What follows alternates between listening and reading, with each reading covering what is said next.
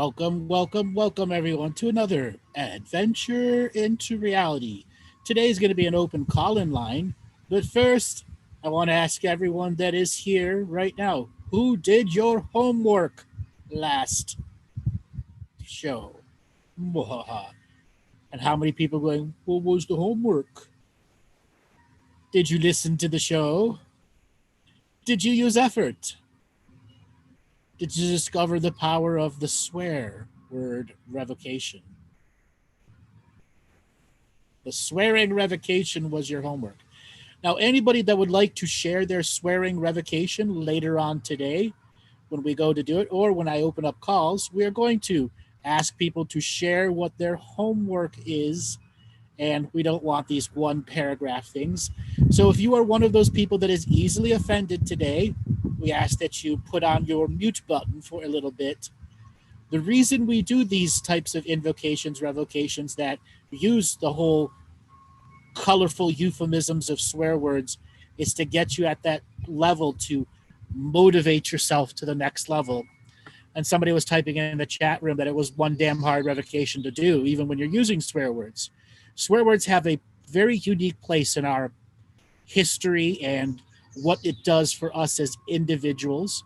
It's totally separate of the whole straight on sacred neutral concept. So I'm going to read an opening prayer, one that I put on Facebook earlier today. And this is a prayer about prayer. Okay? I, in this ever-present moment of now, choose to create, co-create, and conjoin with all aspects of my praying self for the express purpose of discovering the joy of prayer just for me. It is my birthright and legacy to this world to have this joyful, ecstatic journey into the next layers of myself. I see the outside world of chaos and put it into order with my prayers and my ever-evolving will to pray for myself, my clan, my nation, and my Earth Mother. In my prayer expression, I have learned and relearned if you cannot do prayer with a smile inside your heart space, then you're doing prayer wrong.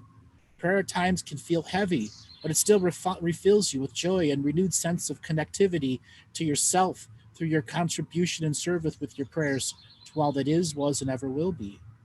When prayer doesn't refill, but just maintains a state of being, then you're having an inner issue with self-love.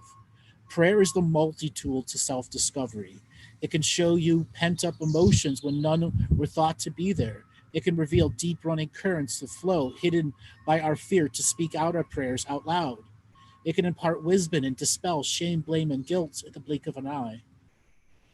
Prayer is your birthright and legacy to your ever-evolving self. It is the gateway to doing the inner work. Prayer does not need a religion or esoteric practice. It only requires you to be present enough to be aware of the moment of now. From that moment of now, we will be future moments of now.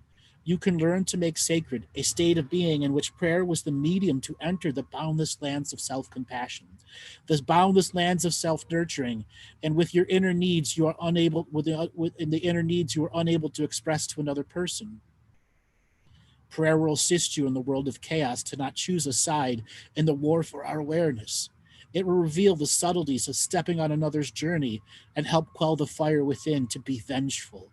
It will assist at slowing down the venture into storing charge and polarity against another person, faction, or fractal aspect of factions that have fractured their fractions into proxies that do battle in the name of an ideology that is worshipped by the false light of the self or other selves, who demand domination and not dominion with our brothers and sisters on this great life walk.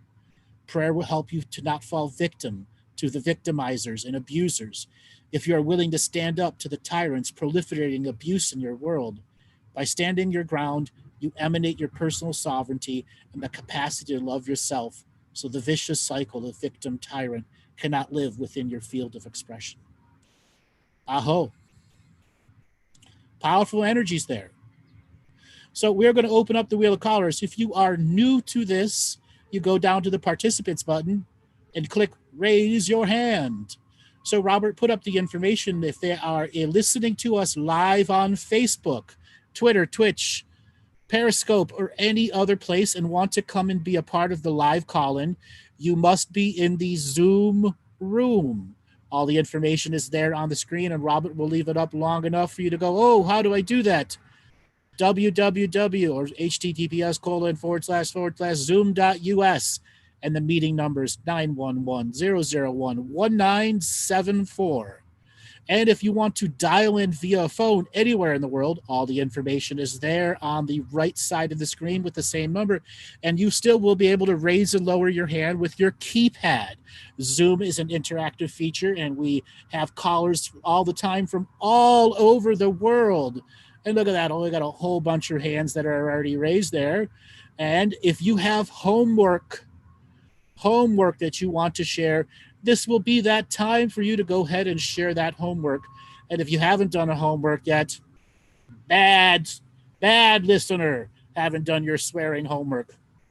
All right, Robert, spin up the wheel of callers and see who is first. Bad. I love that. Okay, Susan Fry, you're unmuted with Andrew. Susan, are you there? Yes. Can you hear me? Yes. Where are you calling from today? I am calling from St. Paul, Minnesota. St. Paul, Minnesota, land of a little bit of chaos. You might say so. I did not do homework. This is my very first time listening to you, finding you through your stellar chat with Laura Eisenhower. Well, wonderful. It's kind of odd, you're coming in going, what's he talking about? A swearing invocation. We just had a three-part series of getting people into the nuts and bolts of consciousness and what it takes to get people to actually write with their advanced consciousness and to use something everyone can do, which is swear words, Cool. Which is to use a way to invoke themselves into potent power without taking vengeance or vengeful actions with those words. I am so okay with that. So, first time, have you ever listened to anything else other than the one with Laura? No, I haven't had time. I've looked over your website though, and I am curious. But I do have a question. Sure, shoot. I want to know more about Lyra. Lyra. Ooh, I have a long-standing history of reporting on Lyra. Oh, Probably about 25, 30 hours in variety of shows and places I can't think off the top of my head. wow. But you might could just check up on the playlist videos, anything that says Lyrians. Okay. I do a lot of reading sessions where the Lyrian peoples come up and I describe the individual person's history within the Lyrian races. Now, what do you know about the Lyrians? Jodie Foster movie. Nothing. Contact, they were the ones sending the signal, supposedly. I resonate like mad when people say the word.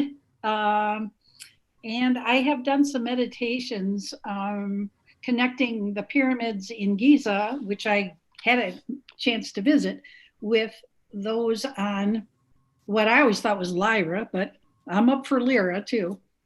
Tomato. Exactamundo.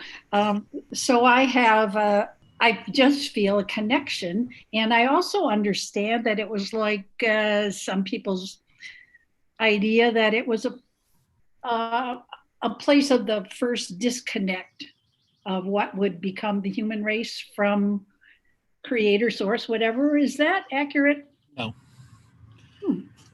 Are you willing to tell me more? The first disconnect was when they assembled the Galactic Ascension machine at about 49 million years ago, when they realized the level of time travel wars and linear-based genocide or timeline genocide had gotten so severe in the timeline pollution across space and time into many other universes that certain beings had to go through a form of source disconnection so that their time frequencies could be realigned to the laws of universal karma that were ultimately going to change at the end of this grand karmic resolution, which is the yuga cycles that we talk about in the past. And we're on the point where we've ended the darkness and we're one clock step out of the darkness. That doesn't mean it's going to be pure light right away. We got a lot of more brown space okay, to go through before the colon cleanse of the universe is more clear. Okay. So there's still some more turds to be dropped. Now, when it comes to the Lyrians, they are the cat people. So when you're in Egypt, did you get to the Hathor temple? Yes. Did you get to actually see the Hathor statue? I Don't know. So it's a little small room that's very darkly lit, and there's a Hathor statue in it. Probably not. That would have cost extra, but I do have one of those statuettes. Anyways, I got to visit end of 2018. I went and took 20 people or 15 people on a Nile tour. It was absolutely wonderful. We got backroom access to go see the Hathor statue. And let me tell you something. Patty was there with us. She's in the chat room. It has an amazing frequency. The Lyrians are the cat people. So they have a very cat-like energy to them. Mm-hmm. Their bodies appear cat-like, but they are not limited to a cat form. They have the capacity to shapeshift into whatever they want. When they want to breed, they take on their cat form. So many of the Lyrians were involved in a variety of wars with the Draconians, let's say around 33 million years ago. And that's where their history began intertwining with human history, where the planet Earth was captured by the good guys. They owned it for a few thousand years. The bad guys came in, kicked out the good guys. The bad guys owned it for a few thousand years. And it was this back and forth for about 3 million years. And humanity is on the surface going through, this is the gods now. No, these are the gods now. These are the gods now. No, these are the gods now. These are the gods now. No, these are the gods now. And the Hathors, or the cat people, or the Lyrians, whatever you want to call them, because they were shapeshifters, they adapted their religious culture so that humanity wouldn't always see them as gods. And this is why we see a large variety of anamorph type things. Now, the good guys and the bad guys, they all had a form of shapeshifting. But it was the Lyrians who incorporated their people into the subgroups of humans and hid their very powerful people inside the human structure. So when the bad guys were coming back, they had a fifth column built inside here, because we were a worker race that was easily manipulated, the DNA manipulated, so we could go deep underground, mine gold, silver, diamonds, whatever it is they wanted us to do, as well as very rare metals that would exist when you would say, like the pyramid at Teotihuacan. A lot of people have their own view of it. It's actually there to transmute extremely rare metals up and down the entire Sierra Madre Mountains. That's one of its purposes. So when human consciousness begins a long-term prayer process, hundreds of years, it is able to send out a pulse of energy that is going stronger and stronger, that reaches into the spine of Earth. The Sierra Madres is called the spine of Earth, and it will help seed very rare and very unique metals that exist nowhere else in the world, or nowhere else in the galaxy. And then they would send the shamanic people out to find these rare elements, rare concepts. And now that's a very big part of the cat people, was searching for these unique and rare elements and metals, and then harvesting them to make an even stronger ceremonial purpose, to make the temples even more potent so they can get even more of these unique metals. They could use them for war, they could use them for technology, but they generally use them on their prayer technology, because technology, prayer is a form of consciousness control technology that is very unique. Now, in my Galactic History series, I talk that Earth is the most spiritually fortified planet in all of the universes. It is because every iteration of the good guys or the bad guys coming in fortified and refortified the astral layers, the hollow earth layers, and the surface layers, so that reality-altering weapons, hallucinogenic weapons, could not change the nature of our reality. So this is one of the reasons it's so hard for us to go through an awakening right now, is the planet is heavily fortified. And the Lyrian people were a intricate part of building these unique fortification layers in conjunction with the Atlanteans and Lemurians. Pretty darn helpful. Terrific. Now, the Lyrian Wars, a lot of people reach out and have connected to that concept. So it's fair to say that the Lyrians were a protector species. But at the same time, just like your cat will go out and kill birds and squirrels and this and that, they have a predatorial aspect on negative races. So let's say you have an odd draconian that doesn't have a lot of technology and wants to act like a big man. They will go and predate on those draconians. and like make sure their population stays low, which then creates this ever-present warlike scenario. But at the same time, the Draconians, on a regular basis, wouldn't attack the Lyrians. So there was this nonstop battle for control of infinite space, which is its own oxymoron. Yeah. Meaningless control for infinite space. And the Lyrians, many of them, their planet ended up being destroyed, even though they had secondary and tertiary homeworlds. Once that happened, it shattered the species, and they broke off into many subspecies and reformed themselves in other places. But the original Lyrian concept, their original homeworld, the planet did die. But because of time travel, in like a soap opera, it was actually brought back to life like 10 million years later, which reinvigorated the Lyrian people to come out of their dens and homes and places and reassemble on the new homeworld. And since then, they have not been as warlike. They don't do as much time travel. Somebody was saying it's a do-over. No, more like a really big lesson learned. Okay, really big lesson learned.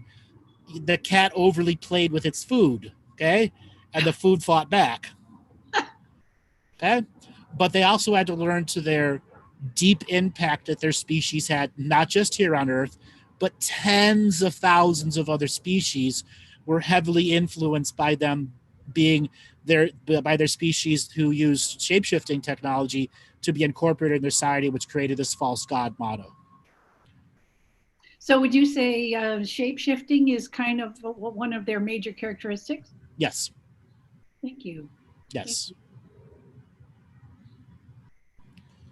So let me ask you a question. Sure. What was it that you liked about the show? What I did with Laura? The way how grounded you were. Laura was a little wound up. She gets that way. We all are at times. Mm-hmm. And your presence, your calm. You were coming from a very solid place, which is much appreciated these days. What I call that is the sacred neutral point of view. It's achieving an embodiment where no charge and polarity sticks, and allows me to read the Akashic Records extremely fast and to process it really fast into answers like I was just giving you. Excellent. Well, thank you for that skill. I'm sure you're welcome. Overnight.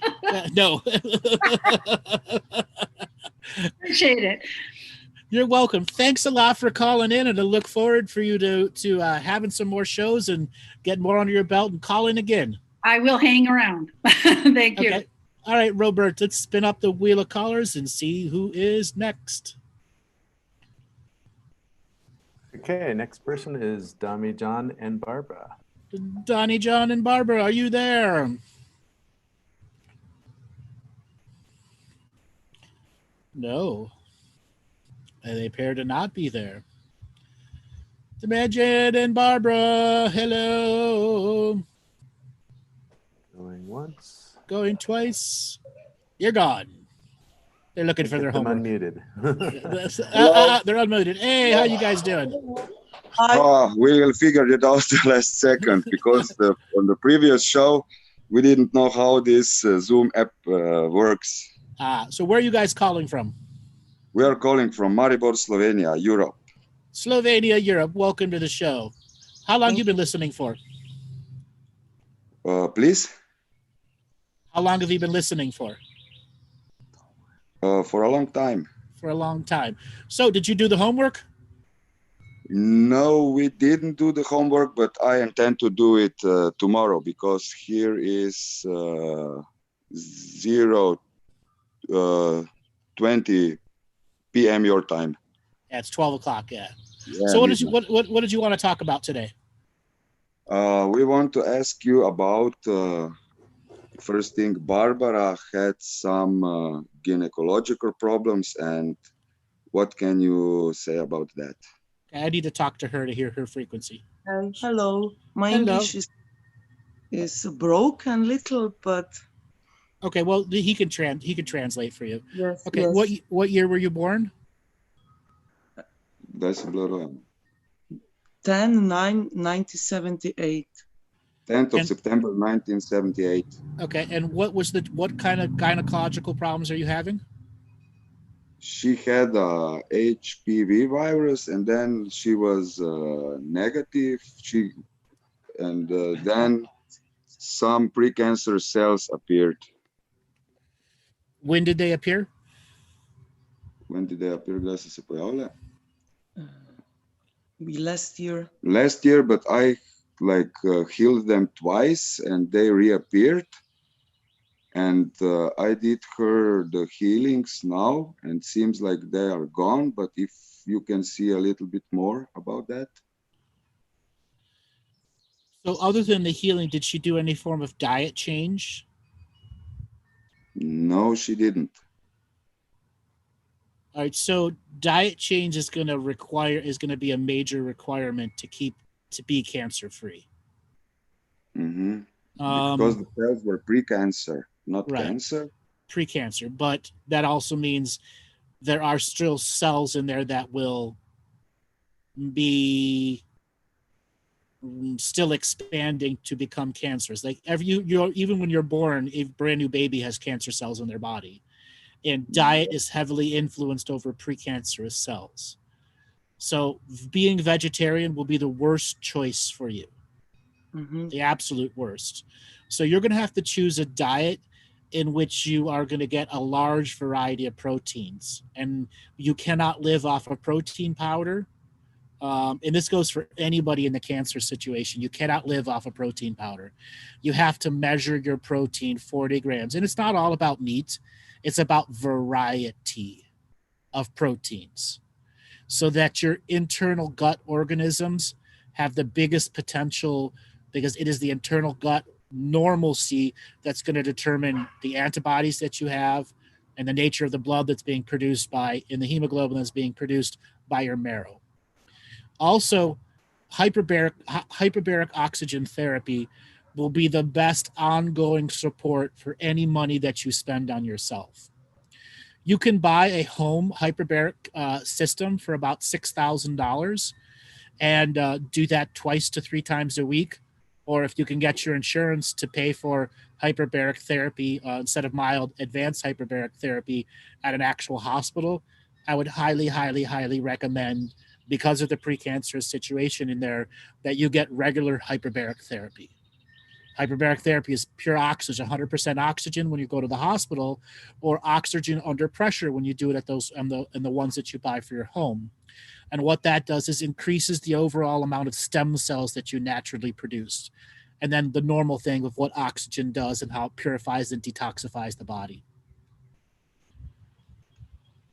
Okay. Can you see, because I'm also a healer and I did her the healings when the medical exams, the first came now last week, and we are waiting for the second one, the second exams, if I was able to remove it. No, it's not all gone yet. How many therapies do you see that I have to do on her? What type of healing are you doing? I'm a Reiki and Kundalini master and teacher, but now I turn directly to God for his healing energy. So there's a little bit of breakage in your faith of being a healer here. And this comes when close partners get cancer. Yeah, it's very stressful. And you have to realize that there may be something that she has to go through as the healer for herself. So it'd be a good idea to initiate her into Reiki 1, Reiki 2, Reiki 3, and teach her everything you know about Reiki so that she can start sending treatments forward in time to herself. She is initiated to level 2 Okay. Reiki and level 3 Kundalini Reiki. And yes, I intend to attune her also to level 3 Reiki. So did you learn about sending treatments forward in time or suspending treatments in time for patients in Reiki? I was listening to you also, and yes, you can heal timeline forwards and backwards. So this is something that she's going to have to do to herself. Whenever there are big appointments for the doctor, ahead of time, weeks ahead of time, she can send treatments to the person that's sitting down in the doctor's office. And that as she's sitting down waiting for the doctor to come, open herself up and bringing that healing she's sending forward to herself. The person that's leaving the office, the person that's sleeping the night before, and then the person that will be after the appointment, and so on and so forth. She's got to keep a train of her own healing energy into her short-term future selves, 3 to 5 weeks out ahead of time. And generally, when you do a treatment forward in time, it's about 15 to 20 minutes of concentrated energy that uses all 6 of the symbols, starting in the crown, going to the root, and then going from the root to the crown. So you're actually working the entire central nervous system or vagus nerve. So that is completely empowered with all the symbols. And that's a powerful treatment to send forward and backwards in time. If the doctors come back with a positive cancer scenario, it will be important that she works on the future and you work on the past, sending treatments to the past versions of herself who got positive test things so that you can begin erasing it through the timeline 3 to 6 months in the past and 3 to 6 months in the future. Okay, will she have to do the surgery, or? It all depends on if it's expanded into a cell area and if it's growing tumors. There's going to come a point, again, allopathic medicine isn't useless. It isn't. See, if it's growing into a tumor, there are other alternative methods for you to look at, such as cannabis-based therapy. Yes, I know cannabis because I make cannabis oil by myself. Okay, so then you understand the nature, like the Rick Simpson method. You've got to extract it into the black oil. Yes, with alcohol and then... Right, and then learning how to get a plant that has very high in CBD, or buying specialized high-grade CBD tablets and having a large volume of THC, because you can't absorb CBD without THC in your system. That's where a lot of cancer patients fail. They take all the CBD and nothing happens. It's because you have to have an equivalent amount of THC in your system. And if you never take THC, never smoke it, and never ingest it, you're actually the amount of THC resides in your body is very little until you build up your tolerance. That's why the Rick Simpson method is designed the way it is designed. That's why you take so much so often, so that you raise your natural resistance or tolerance to it, so that you have large amounts of volume left over. Okay. And the other thing is, there's emotional therapies related to cancer also. So the majority of people that get HPV have a lot of sexual issues or abuse-based issues against their divine feminine side. And doing a previous partner, yes. You got to go through the emotional release of that. And that will slow the cancer cells down very fast. Yes, she has to let go. Because yesterday I was doing hypnotherapy is a great way to get into those core issues. Because yesterday when I did her the healing, I heard on her right side a little pop, and then so violet pink color appeared when I had closed eyes, and she started to cough out the black energy. Beautiful. When you got that popping energy, that's an actual the fascia has let go of an electrical energy and allowed something to come in and something to go out. Yes, and then she is also a clairvoyant, and I have little clairvoyant skills. I'm still developing them. And our friend who is also clairvoyant, today I checked with him. When I met him, I asked him if she sees and how many percentage are we, and he said that she is like 85 to 90% that I was able to heal her.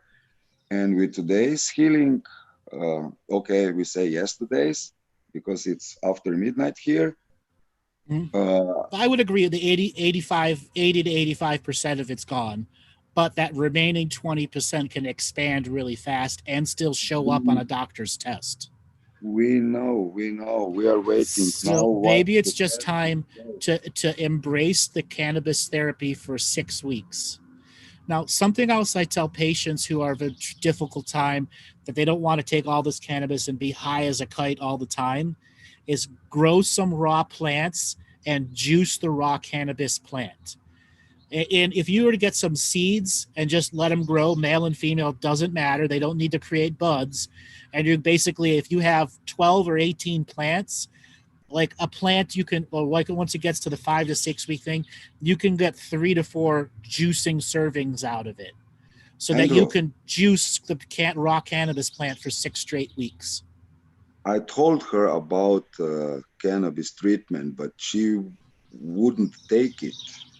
Because she doesn't want to get high? Yes. Juicing the plant, you don't get high. There's no high out of it all whatsoever. It's all THCA, the unactivated, uncarboxylized THC. So it's raw THC that the body uses, THCA that the body uses, and you never get high from it. Mm-hmm. And Okay. can you see how much did we do on today's therapy? Well, she's still got a lot of inner resistance and emotional traumas that she's got to go through for you to break into that 90% mark. So you're still at about 85%. Okay, I will continue the healings, and now she has to step up. Yes. There's only so much you can do before she has to step up and allow herself to be vulnerable to her emotions and to let them out. Mm-hmm. Okay. Okay. Can you please tell us something about our talents? Well, you already know what your talents are. I think the most important thing to know right now is both of you are in a crisis of faith.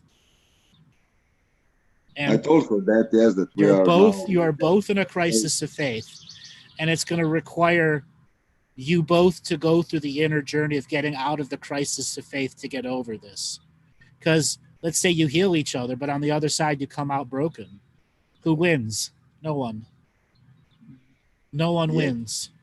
Yes. And allow that to be the motivation to go deeper and further into the emotional trauma release. Okay? Are you familiar with cranial sacral therapy? I heard something about it when you put one hand on the cranium and one hand on near the tailbone, and you adjust the pressure in the spine. Something What I want you to do is try that. Even though you're not doing cranial sacral official, what you're going to do is put a hand over the tailbone and a hand over the back of her head, right where the occipital is, and start flowing your Reiki energy, and have her start talking the Reiki symbols out loud. So the Hon Shao Zei Shonen Choku Rei, and so that her voice and your projection of the symbols are aligned to the pulsating in the back of her neck and the back of her tailbone. And then after a while, she has to at least try in that state to say, I understand the traumas that were done to me. The person that did harm to me, I forgive you. I now must let this trauma out of my body. I am in this trusted state. So she has to begin to verbalize it as you are holding these Reiki symbols on the back of the head and the tailbone. And as long as she's had 10, 20 minutes of really talking the symbols out loud and then going back into what some of those traumas were. She doesn't need to be laser specific. Okay? She just needs to say it's time for them to go. Yes. Okay? And let herself cry. Don't hold the tears back. Crying is the release. Okay. Yes, because we really don't want to know some doctor to mess up with her in and vagina. let this be the motivation. Yes, because we don't know when the second result will come, and then how fast will they say that she has to go to surgery? Because we did some research and there is some LETS method, or what is the name? It's like destructive method where they cut out a piece of Everything. They cut out everything. So let this be the motivation. Okay? and Jump into those emotions. What should we do Hold nothing back when it comes to the traumas that were done to you. Verbalize them out of your body as he's holding that space for you. Yes, if like in 1 month they say surgery, what should we do then? Call me back if that's what they say. What, please? If they say in 1 month, if the test comes back in the next couple of days, call me back. Call back the next show. Okay. Okay, the next show after the results. Yes, after the results. But from now until then, what I just told you, start the cannabis therapy. Yes. Stop being resistive to it. Start allowing the energy to deeper penetrate and know if you don't want your insides cut up, you got to jump into this emotional release. Yes, because last year I told her that and she didn't want to take it. Well, here you go. Okay, Andrew. Thank you. Thank you You're very welcome. much. Thanks a lot for calling. Thanks a lot for calling. You guys are a big teacher to a lot of people out there. Okay, Thank you. Bye-bye. All right, Robert, let's spin up the wheel of callers and see who is next. Okay, next person will be Alejandra. Alejandra, you're unmuted. Alejandra.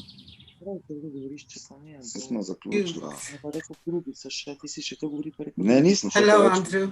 Hello. Where are you calling from today? Can you hear me? Yes, I can. London. Robert, you got to mute the other people. All right. Where are you calling from today? London. London. Welcome to the show. Did you do homework? Not really. I was very busy the last month and I didn't have the chance to follow your videos, which I'm doing from a couple of years ago. Okay. Since I saw you first time anyway. I was doing a binge watching of your videos. Very good. So which ones have you been watching? Almost all of them. Okay, so what are you learning from them? Many things. Actually, I think you helped me a lot. And throughout your teaching, I'm helping other people. Because anytime I see your video, there is a message for me or for someone I can help. And really the chain reaction is here. Okay, so what did you want to talk about today? I'm really excited. I have a couple of questions. Okay. First question is where I'm coming from. I mean, I never felt that I'm part of this planet. Number one. Mm-hmm. The second, I have a great issue with my mother, which I was trying to forgive, and stuff like that. However, the last month she was in a very bad physical state, so I needed to go back to my country, home country, and all the old issues appeared again. And I'm really confused. Okay. So that's mean either I didn't forget completely, either I didn't forgive her completely, either there is something which I don't know what to do because I'm doing anything what I can in my abilities. But Okay, so anyway, where were you born the at? two main questions are sorry? Where were you born at? Bulgaria. What year were you born? What year? Sorry, I didn't hear it properly. 1963, November. And when did you leave to be somewhere to leave Bulgaria? Oh, I left Bulgaria many times. I don't like this country. This is not a secret. First time I left, it was 1984. I married for someone from the neighborhood country, Serbia. Then the marriage wasn't successful. but I had a wonderful son from this marriage. Sorry about my voice. And then 2000, I left for Malta. I left there. I lived there 10 years, and after Malta, I came to London. So I have the next how many? 10 years here in London. What did you do in Malta? I was spa therapist, and there I became Reiki master teacher, which I'm totally Reiki addicted. Let's put it in that way. Make our life easier. So you were saying that you don't feel like you belong. You say you don't feel like you belong to this planet, right? Yeah, totally. From every single angle. But you I are. appreciate the beauty of the planet. I appreciate the sorry. So the reason you don't feel connected to this planet is because you don't feel connected to your mother. And I get this a lot. People who have unresolved karmic issues with their parents. So my first advice for you is you are connected to this planet. You would have never learned Reiki on this planet if you weren't meant to be here. Okay? And the emotions that you feel are the disconnected from the mother, but you're still connected to the mothering energy. So whatever has gone on between you and your mother, you've got to go through an extended forgiving of her and a forgiving of yourself process. And that's 15 to 20 minutes a day, where one day it's all about forgiving you for all the experiences you went through. And then the next day it's 15 to 20 minutes forgiving the other people who are a part of the scenario. So each gets an equal amount of time in the forgiving process. And you've got to maintain that for about a month.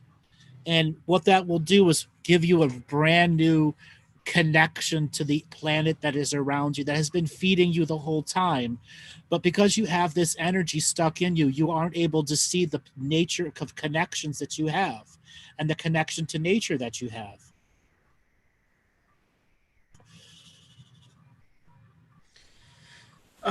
It's a difficult thing to say, but I'm trying to forgive all the time. I mean, I'm doing my best. I can't say that I'm not doing, but you're not doing it right, and you're not sticking with it, and you're still holding on to the charge and polarity.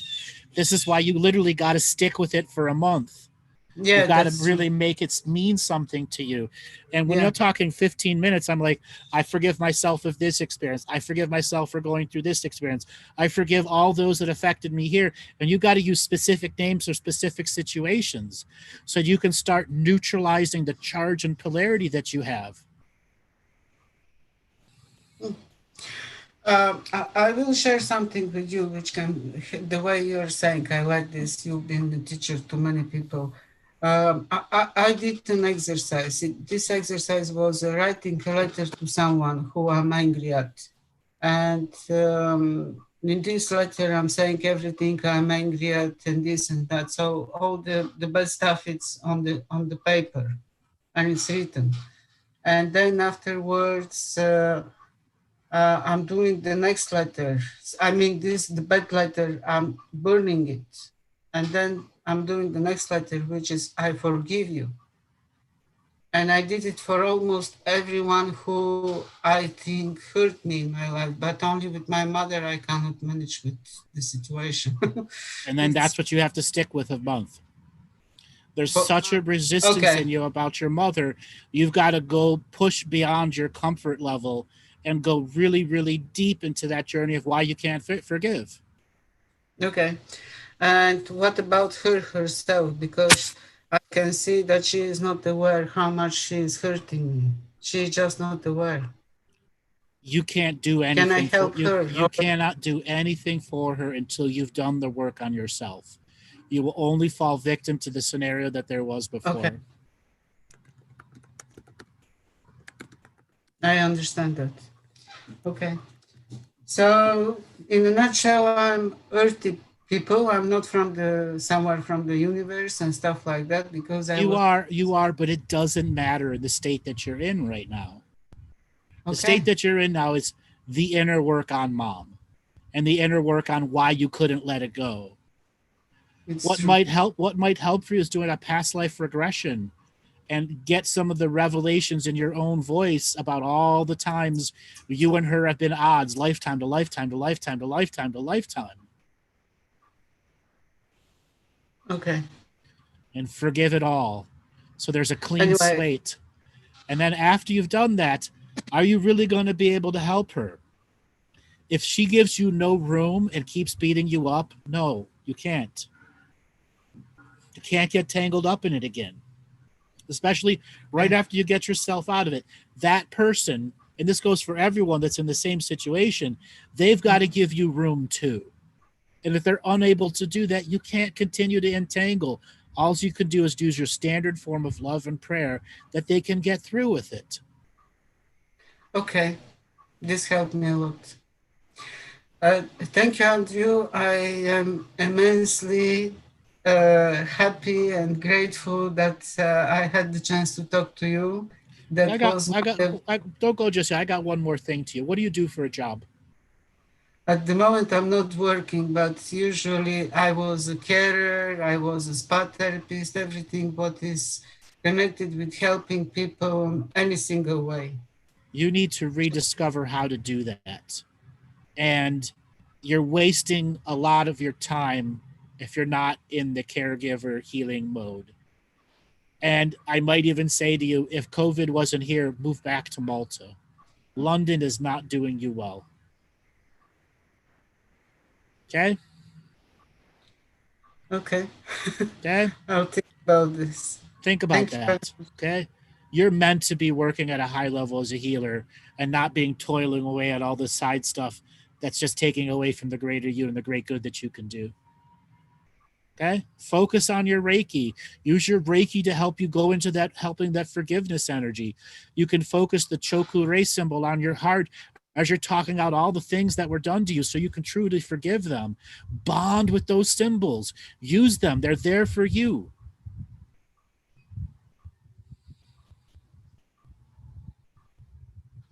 I'm doing Reiki almost every day. I mean, Reiki, it's in my blood. This is but anyway, I don't want to waste the time of other people. I'm really grateful.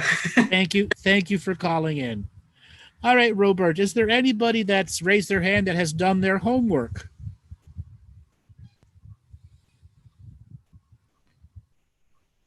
Sorry, I'm doing some support work. Julie F. has raised her hand. Julie, you're unmuted with Andrew. Julie, are you there? Hello. Hello, Julie. Where are you calling from today? Andrew, I am Julie, and I'm from Kentucky, and you talked to me about like 6 months ago. What do we talk about? Ironically, or not ironically, but it's about what you just talked about with the last caller. The continuous forgiving? Yeah. And self-forgiving everything. Myself for 6 months, everything for 6 months.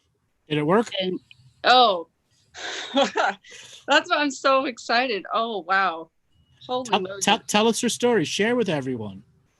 So when I started going through it, right, I had a lot of, here, I'm going to take this out. Okay. Whew, my nervous system is going crazy, but it first started off with, okay, I forgive my mom, anybody in my life that I was having frustrations with. And as it started going deeper and I was listening to the shows as I was doing this, I started realizing, oh, wow, what am I really forgiving here? And I started going deeper and started realizing, who am I really angry at? And that was the question that really started me thinking, who is this that am I really angry at them for doing this to me? Or am I really angry at myself? And then I started exploring that. And then the whole God concept came up. I'm like, is it God or life? Do I feel that life has shortchanged me by giving me these things? And that really hit me hard. Like, oh, wow. Oh, my God. I think that's it. Oh, wow. What is that? What is life? But God. That's some deep inner work. Keep going. Tell us more. Yeah. And then I started realizing, oh, my God. Wow. it's life that I feel shortchanged. What is life? And then what is God? And what is this source energy that's supposed to be all benevolent or whatever that word is? And here I am, and I'm having all these things happening to me, and I'm having all this anger, and I'm like, oh my God, it's God that I'm angry at. It's life. And then I started being like, okay, well, what is God? What is this God? And then I started realizing, oh my God, and it hit me so hard that, oh my God, I am the divine. I am God. Mm-hmm. It's me that it's me that has forsaken me. It's me that has given my power to all these things. It's me. I am the God concept.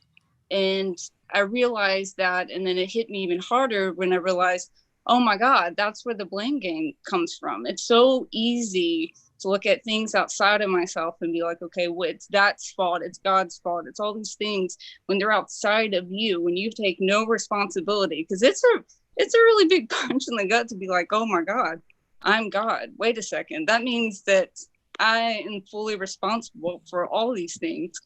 And I think that was the point that I was like, oh my goodness gracious. Oh, wow. This one's huge. Because if you realize that you are God, then what does that mean really? That means that you can't, you cannot say, how do I explain it? There's no more excuses. You know what I'm saying? There's nobody that's going to save you. It's like that whole thing. Life's never going to stop. This train doesn't give off because it's you. You're the one that's going to have to stand up and be like, oh my God, I am God. And I have to live to what that divinity is. Does that make sense what I'm trying to say? 100%. Welcome to the awakened world. Yeah.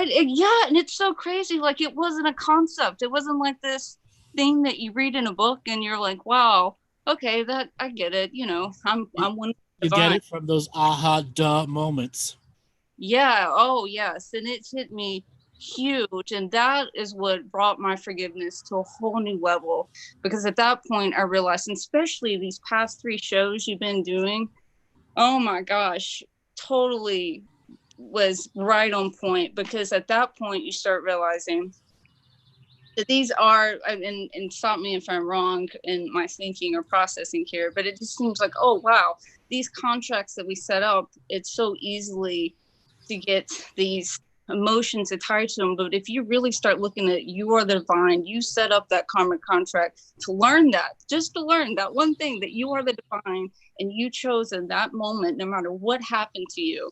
It doesn't matter whether they beat you, raped you. It doesn't matter. You still gave your power. No matter what they have done to the body, the moment you give away your divinity and feel like they stole it from you is the moment that I feel like it becomes entangled to karmic instead of the dharmic. Because at the dharmic point, you realize at that point, you can say to that person, thank you. I get it now. Thank you. I am God. There's nothing you can take from me, no matter what you do to my body, mind, or spirit, as long as, you know, does that make sense?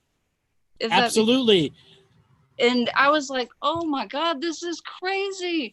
And so even I had this dream and I realized, oh my God, it doesn't stop even with this physical plane, that even in your dream world, like I had this really intense dream that I dreamed that we were talking actually.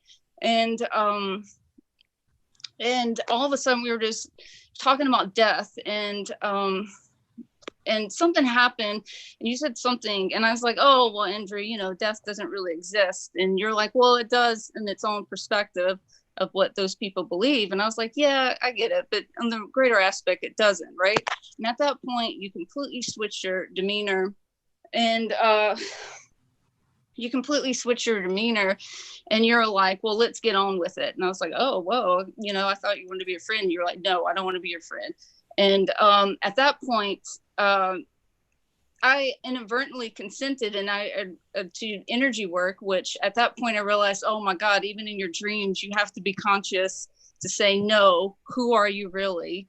And then it's so interesting how we see these people as gurus. And so we so willingly give our consent without really tapping into our divinity and be like, is this really for me? Is this person really have the best intentions?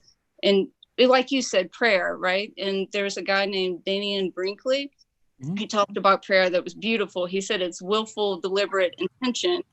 And I was like, yes, I did not use that in my moment, even in my dream world. And it was so crazy. Like the energy work that happened was very intense. It was so painful that I woke up, but still out of my body in the dream. It was so intense. And for a couple of days, it was like traumatic. And then I had my wife say, I think you got energetically attacked. And I realized, oh, wow, God, even in your dream world, you have to be the divine. Like there's no way, there's no escaping it. There's no getting off the train. It's ever going to stop. Even in your dream world, even in death, those realms still keep going. You still have to stay in that divinity. And that's why 100% sovereign free willed space is so important. And more than likely something hijacked the image in your dream. Yeah, I totally believe that. But it was so crazy because at the point that I am now, I didn't meet it with anger. And it was so crazy because a couple of days after that is when you had that first show. I think it was her name Marty. Is that her name? Or Martina. Martina. And it was that show about entities, and don't get angry at them or anything like that. That's not how you deal with it. And it totally confirmed what I already knew, because when it hit me, oh, wow, I'm the divine. In that moment, my wife was like, oh, I think you need to take a soft bath and do some energy work. And I did. I took a salt bath. But while I was in it, I actually thanked that energy. I said, I do take back my power and I give you back yours. But I thank you because now you've taught me the lesson that even in the dream world, I still have to own my own sovereign divinity, and that there is no reason to ever to give that up, even in that. And I thanked it. And it was so interesting how that right there separated the karmic tie to my, it almost like became a dharmic expression in that moment, in that contract of, I met it with gratitude. And I was like, a unique teacher in a unique moment that propelled you even further on the journey of being you. Yeah, absolutely. You must be equal to your responsibility is equal to your level of awareness, and your level of awareness must be equal to the responsibilities you take on. And when you start having these powerful dream experiences, it means there's more responsibility for you. Yes, absolutely. And that's what comes. And I see, and it's so interesting. And I see with this, and it makes so much sense when you were saying, when you do the self-work and you do self-nurturing and self-discovery, it's so interesting how it becomes softer in your interactions with others, because it becomes this level of compassion, because you understand, oh, I've been there. I know that, and I get it. I know that fear, because it's really terrifying when it hits you. Oh, wow, I am the divine. And I have to take full responsibility of this, and nothing's doing anything to me. It's a big punch in the gut. I get it. It's wow. Okay. Wow. My life isn't shit because somebody gave it to me. It's because that's what I'm choosing in that moment. And it was crazy. It's so crazy. And with that, I have a question from this, and from the past 3 shows. And even when you were talking about the union communion and the hub interconnectivity, and when you're connecting with these things, I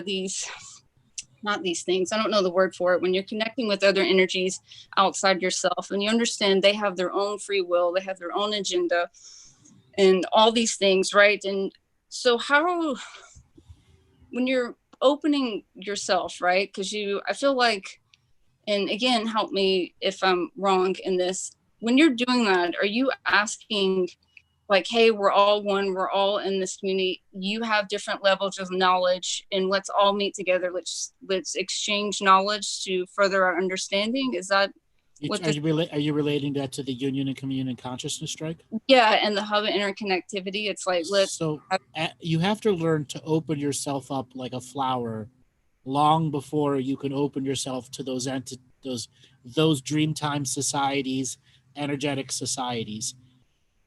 The documents are written as a marathon energy. So it requires long-term maintaining of the frequency.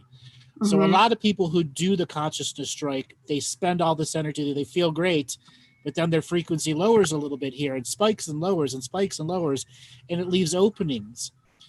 But it's designed to help you understand there are certain ways to open yourself up. Like, if you're intending to do a booby flash on someone, there's an intention behind it. Right. But times you go to take your shirt off and something happens and you expose something you never intended to, right?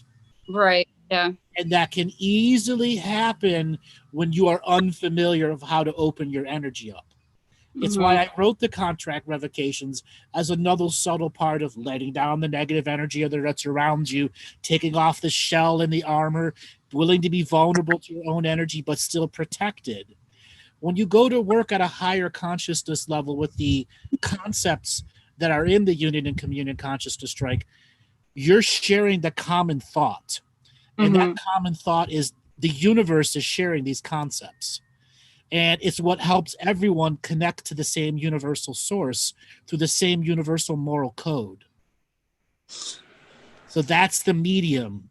So all the other things that are a part of those that are described in those, they're using the words within the consciousness strike as part of their letdown to open up to the universal truths of self-protection. And then you're able to share that self-protected knowledge energy with those that are a part of the Union and Communion Consciousness Strike, who are doing it as a part of an endurance journey of raising frequency and saying no to forced evolution. So in that regard, in that regard of saying no, is that still a limiting belief, thinking that there's something to say no to? Does that make sense? Oh, no, there's plenty to say no to. Plenty, and almost an infinite amount of things to say no to. So I guess that was another question I had with the thing that you guys have been doing for the past 3 days. So if you were to say no, would that limit you having an experience that can bring you to the next level? It can, but part of your level equal to responsibility, equal to your level of awareness, is to know that you don't create absolutes. You can create conclusions that have the capacity to be open-ended. Right. So it's like coming in with like a malleable palette, like a malleable palette. Great set of words. Yes. Okay. Rolling with the punches, the a la carte system of what works in the moment. Okay. So in that same regard, so how would you, because y'all talk about curiosity learning, right, versus the other learning, and this question is in the same regard versus distraction and intuition, right? So how do you know which one is really the intuition leading you down a path and which one's does it come with practice? And the more you kind of I'm going to use a visceral statement. How do you know when you're horny? But even with that, answer the question. How do you know when you're horny? It's a visceral answer.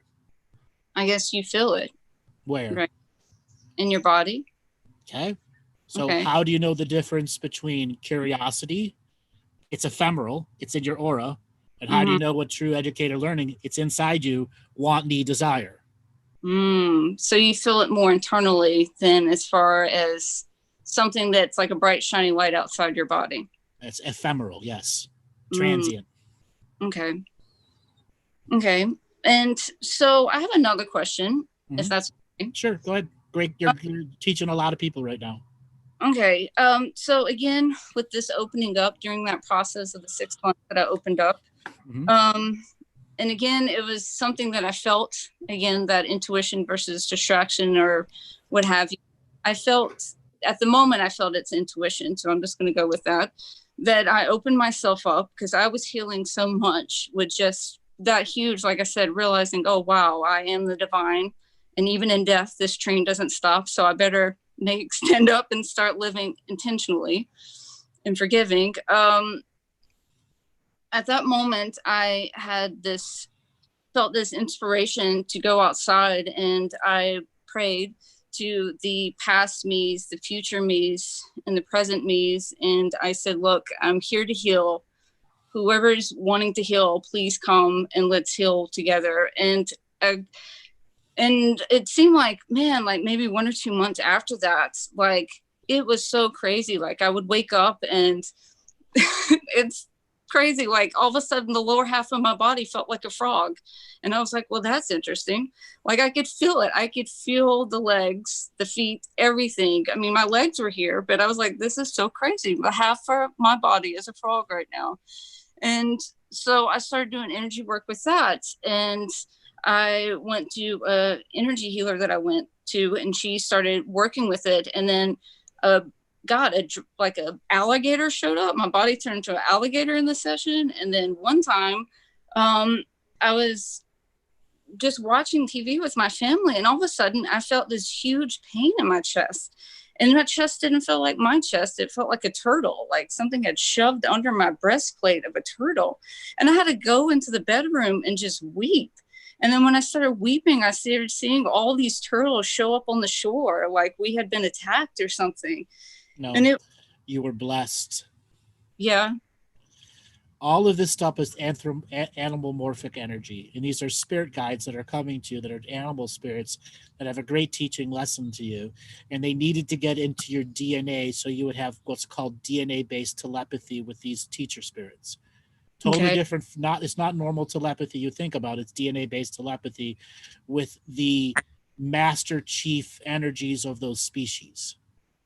So that you can learn how to build your own turtle shell, protective shell of energy, and operate with the lessons of the turtle, who can operate at a slow speed and yet still move very fast, and the frog's legs to be able to jump and be amphibious in any situation, and yet still use the energy of the frog's ribbit to call in the thunder and the rain, because that's what frogs do. Callers of thunder, bringers of lightning. Okay, so in that regard, was that me separated and they're coming? Is that me, or is that still... That's you going through the DNA change, that they're now a part of you, and the greater you has to take responsibility of evolving that form of totem-based communication. Okay, so they're teaching me the lessons of how their energy works in response. No, you are going through the DNA change. Now it's your responsibility to go and learn what they have to teach you through observing them in nature and learning about the various concepts that are about those things you're feeling in your body. So read as much as you can about Native American and Turtle Island, as much as you can about frog medicine, from all the different indigenous cultures you can find, and then go observe them in nature. And what do you learn? Does that mean that we're sharing a DNA code, like as far as the human... code is a good way to put it, but more it's like a form of DNA experience that gives you a very deep resonant connection to them and their dream world and their dream teachers. So with DNA, because you mentioned before about the human species being created as a slave race, is that through the DNA? Like the DNA manipulated? We were something before we were a slave race, though. Okay, so it's not that that's all that we are, and we're now like AI coming conscious of itself, and now we're be like, where's it? So it's something before that. That's what we were turned into. Okay, and that's why is that why we're able to wake up to the level that we are, because of that? And this variety of bullshit that's been done to us, which has created a very unique DNA experience, which is radically different than anything else out there in the universe. Okay. Can I ask one more question about charge and polarity? Sure, go ahead. So you talk about the sacred neutral, and I know that we're coming into a time and age where agendas are being very loud in all directions. So, and you talk about how nothing's going to change until we all stand up and march like in the 60s and 70s. So how does that work in charge and polarity, and does that make how do you navigate things like that? So if that means until the people are out and marching in the same scale and size of the 1960s and 70s, you got to work on the charge and polarity that you store, so that when it's time to march, you don't have all this charge and polarity flowing out of you like avalanches, making you lose control. Oh my God. So you're saying the more we do self-work, the more you'll be guided one by one to show up and and be able to help quell the fire of other people's avalanches coming out in the moment and not take on their garbage. So that's why it's not It's not about, like you said, the outside action and doing things like that. The more you do internally, the more you'll be guided to show up where you need to be. Exactly, because you won't be distracted by the ephemeral things that are taking you down these idiotic paths of mind trails that don't actually do self-healing, self-nurturing, self-discovery. Oh my God, of course. And that's why it is that simple. Yeah. But 6 months ago, you couldn't have seen that.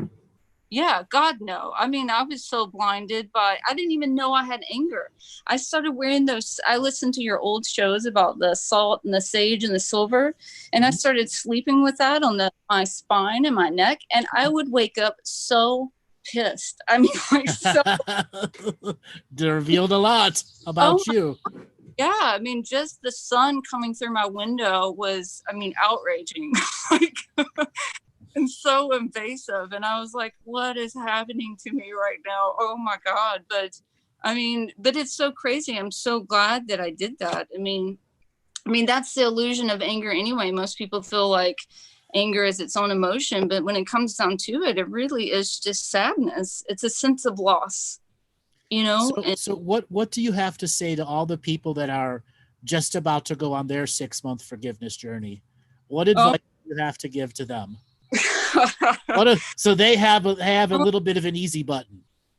Well, I would say this. First off, how bad do you want to heal? Because when it comes up, it's going to be, I mean, there was plenty of days that I was like, oh my God, my kids, this is so hard to be calm, cool, and collective when I have so many emotions going on, and then I have to go to work and I have to do all these things. But I wanted it so bad because I was sick of it. I was sick and tired of it. And I'm glad I did, because me having that determination to really find peace, because I was sick of it. My nervous system was sick of it. I was sick of the fighting and I didn't understand. I was sick of all these things just coming in my life and me getting angry about it. And I just wanted to change so bad. I promise you guys, if you just go past that, and as bad as painful as it is such a huge, I can't explain it, an eye-opening experience when you truly visceral realize, oh my God, I am God. Oh God. Wonderful, wonderful, wonderful. Did you do the homework? Do you want to share that with what you got? Which part of the homework? The swearing homework, the swearing invocation. The swearing invocation, and yeah, the one from last Tuesday. Oh God! So I was halfway through that, and my battery died when I was at work, so I did not catch all of it. Okay. As far as that homework, but it's okay. We're gonna get someone on that's done the homework. Yeah. So thank you for calling. You were a great teacher to a lot of people. Keep on trucking, and you got the next layers of aha coming to you. Awesome. Thank you so much. You're welcome. Take it easy. All right, Robert. Does anybody raising their hand, have you done the homework and want to share it on air? Anyone?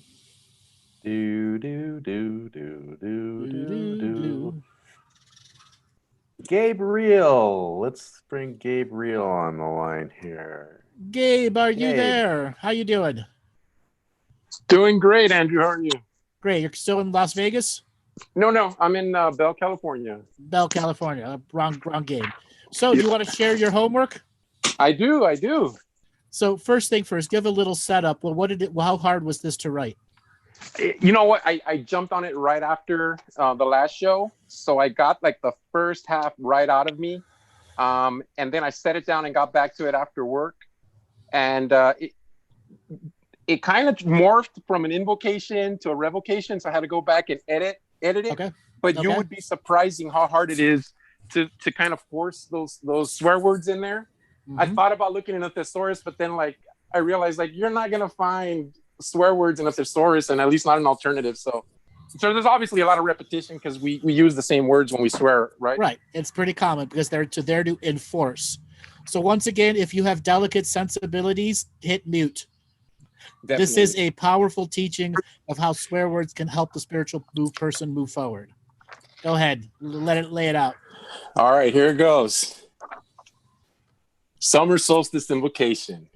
This motherfucking I am calls to the fat ass energies of the fucking hot ass summer solstice to bring its lazy ass dog days of summer power and potency to the reading of this invocation, with the full fucking potential of transmuting the emanating energies of the now. I say unto you, hot ass summer solstice, this motherfucking I am surrenders, gifts, donates, abandons, extricates, alchemically dissolves, spiritually delineates all negative habit patterns and behaviors that no longer serve this I am or have injured this I am on its life walk. I hereby close all back doors, nail the turds shut. I lay a brick wall in front and behind the door, denying all celestial services to each and every piece of shit that utilize these back doors. Before the fucking back doors are permanently closed for all eternity, I put out the three sisters of shame, blame, and guilt, including all the fucked up habit patterns they perpetuate, amplify, and reward with instant gratification.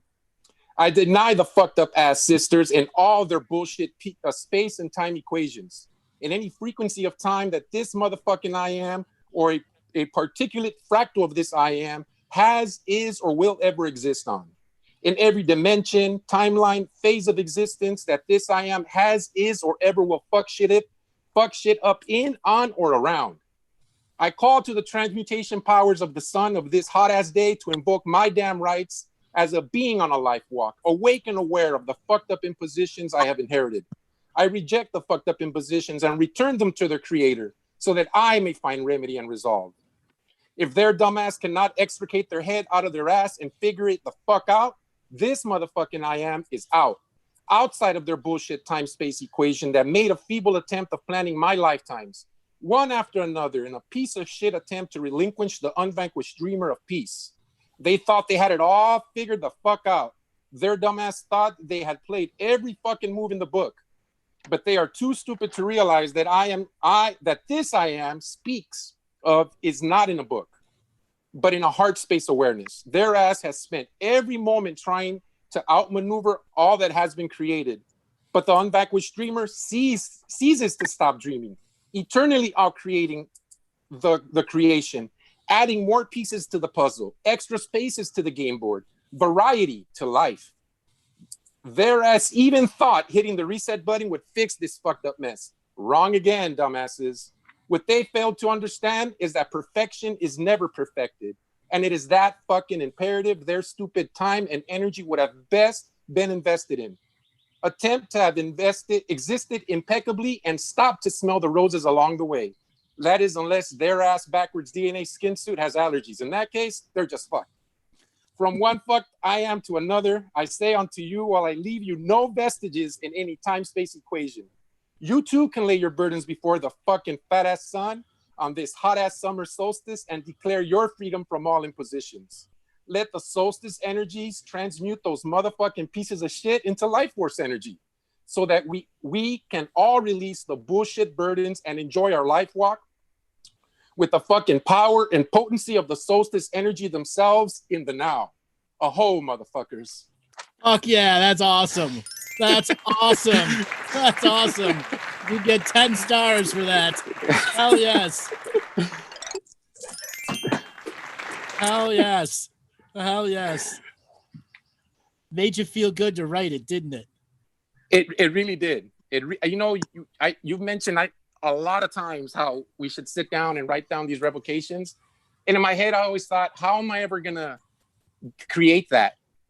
And when this came up, I was just, I don't know, it seemed so easy. And then after I looked at it, I'm like, this is a revocation. I just threw a bunch of cuss words in it. If I take them out or replace them, this thing is solid. The cuss words engaged your inner genius. Definitely. Engaged your inner genius to the next level. Yeah, because I mean, I hand wrote like 3.5 pages worth of stuff, and then I dwindled it down to one solid page. But yeah, I mean, it did take me to a different level. What was the funnest part for it? the cussing, the telling, just telling them to take their head out of their ass, right? Oh yeah. That really was the best part. Just kind of trying to tell them, like, jerk them around and be like, don't you get it? I like what you said before the brick wall is done. I stick out the 3 sisters of shame, blame, and guilt. Yes, that was awesome. Yes. That's awesome. That's right. I don't need you 3 sisters. You bitches, get out. Definitely. And it was fun. There was joy in it, and I think that's the best part of it. And that taught you a gigantic lesson on the very nature of revocation and invocation, is how much joy, because that is super macro volt energy behind you. Oh, I felt it when I read it right now. My legs were shaking. Yeah, I could have been nervous, but I've never had them feel that way before. But it's definitely some nerve energy there, but I read it over so many times that it just flowed, Just flowed. Well, my advice for you is those extra pages, use them again. And look for interesting ways you can swear at the energy to insult it, and then extricate it from your energy with your own swear words. Very interesting.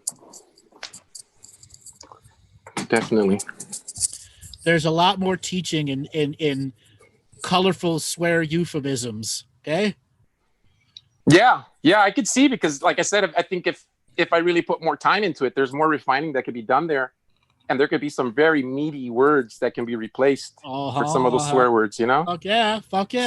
Some real guttural stuff. Mm-hmm. And some of those words, like impositions, it just came to me, and I had to look it up, and I was like, okay, yeah, that's kind of spot on. It's like situations that are forced upon you, and I was just like, yeah, that's pretty much these contracts, vows, and agreements.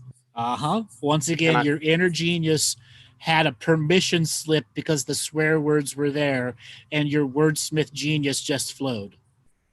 Yeah. Like whenever you want to swear at someone, it's not you've got to make the swear words mean something. You're trying to insult somebody with them. They got to connect. And that's a specific part of a brain's neuropathic linguistic process that we've got to get into so that some of these things are driven home. Yeah, and of course, I've read your revocation contracts. At the same time, I was mindful, thinking like, I don't want to sound like just like a copycat, but some of that stuff is just so perfect. So yeah, it's just lined up that you just can't really deviate too much from it. But I definitely would recommend it to everybody. That's just, it's on a whole nother. I've never been able to crank out that many pages. I mean, if you have to per school, but you're always just coming up with these same BS lines that you're used to doing for term papers, but this is different. This is creation. Totally different. That's right. Actually, just hitting right now. That's creation right there, right? Creation right there. You got it, a visceral motherfucking feeling of it. Yeah. And I love it. I got to say, just like the other caller, these last 3 shows with you and Martina have just really, for me, it's been like a kick in the ass, really. I think after Martina. And I have my own like mother issues. So and just hearing her with one caller, she kind of went at them. She's like, "What are you waiting for? What do you need? What else?" And that really just like it really hit a button in me. And I went to the collective page that your internship students have, and they have a handful of their own contract revocations there. And even though each one's a little bit different, they're all, when you're done reading it, they hit you at different levels, right? Some might make you teary, some make you angry, some make you feel love and peace, but they all are telling you the same message. Wake the fuck up, do the work. What are you waiting for? Get your ass in gear. And that's what I needed. That really just, I'm thinking like, man, I've been on trying this path for years.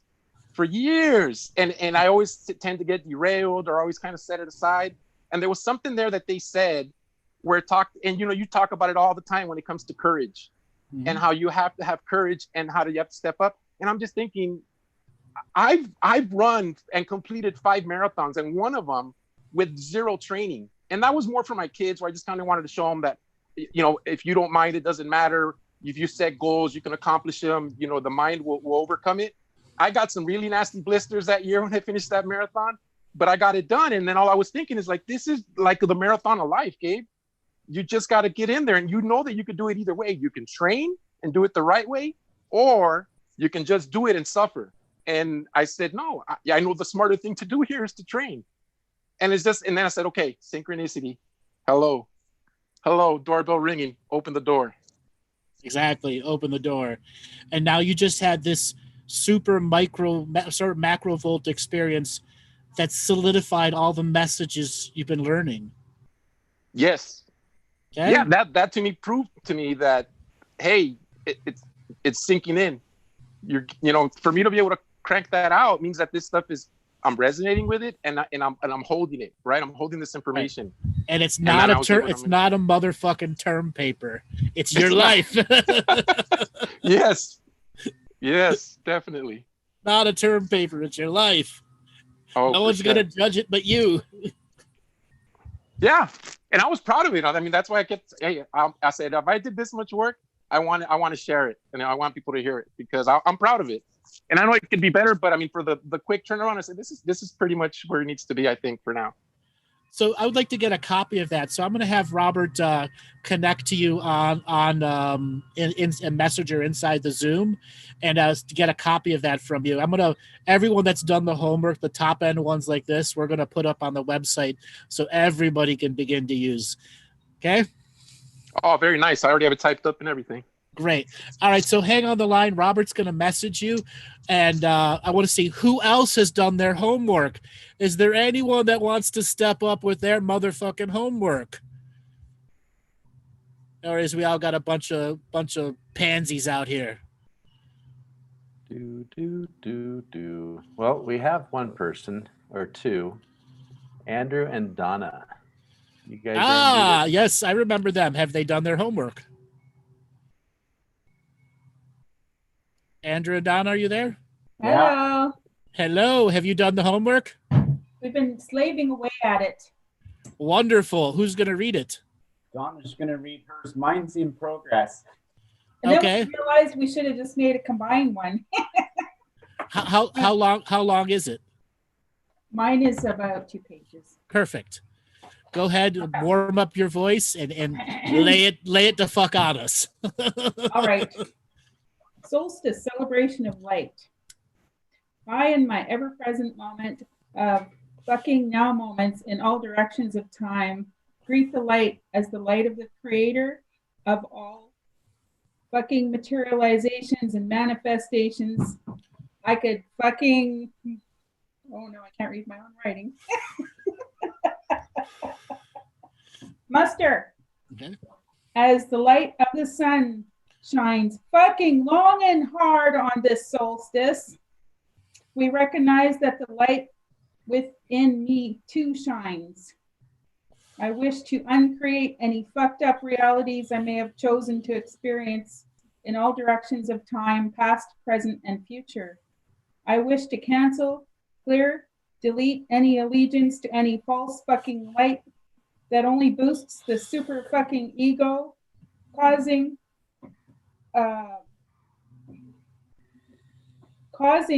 and ignoring my neighbors, brothers, and sisters. That didn't make sense, but we'll keep going. We are souls who need each other. We are part of the galactic and human families. I pray to the light that it continues to enlighten my fucking mind. So with my blessed wine, I toast the light. I toast the fragile human being and the great awakening.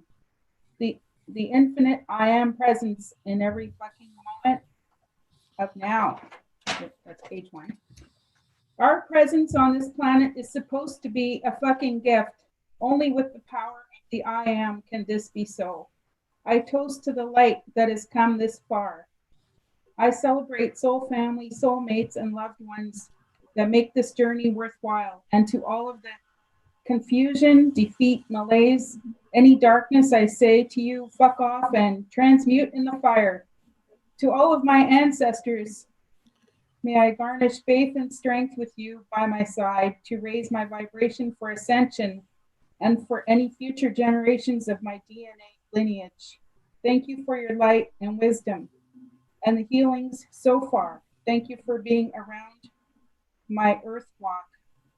I am still walking the fucking earth, beaming fucking loads of love. Aho. Aho. Great. Congratulations. That's outstanding. I'm not great at using those words, but hey. What did it teach you though?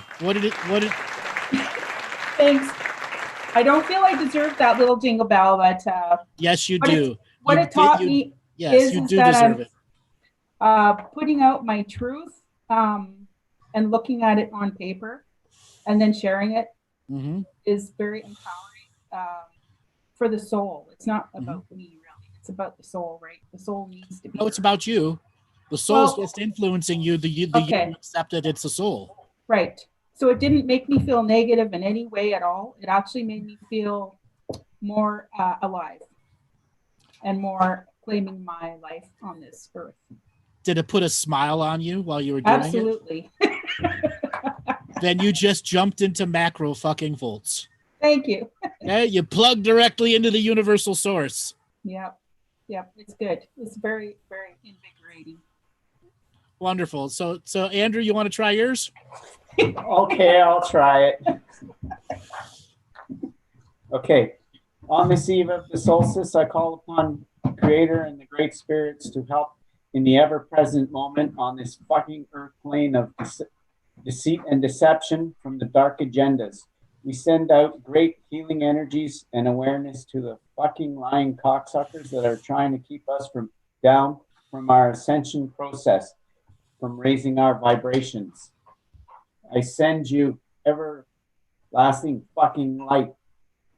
Now in this ever-present moment of now and 11 degrees of separation, we are no longer affected by any comments by you or the fucking media.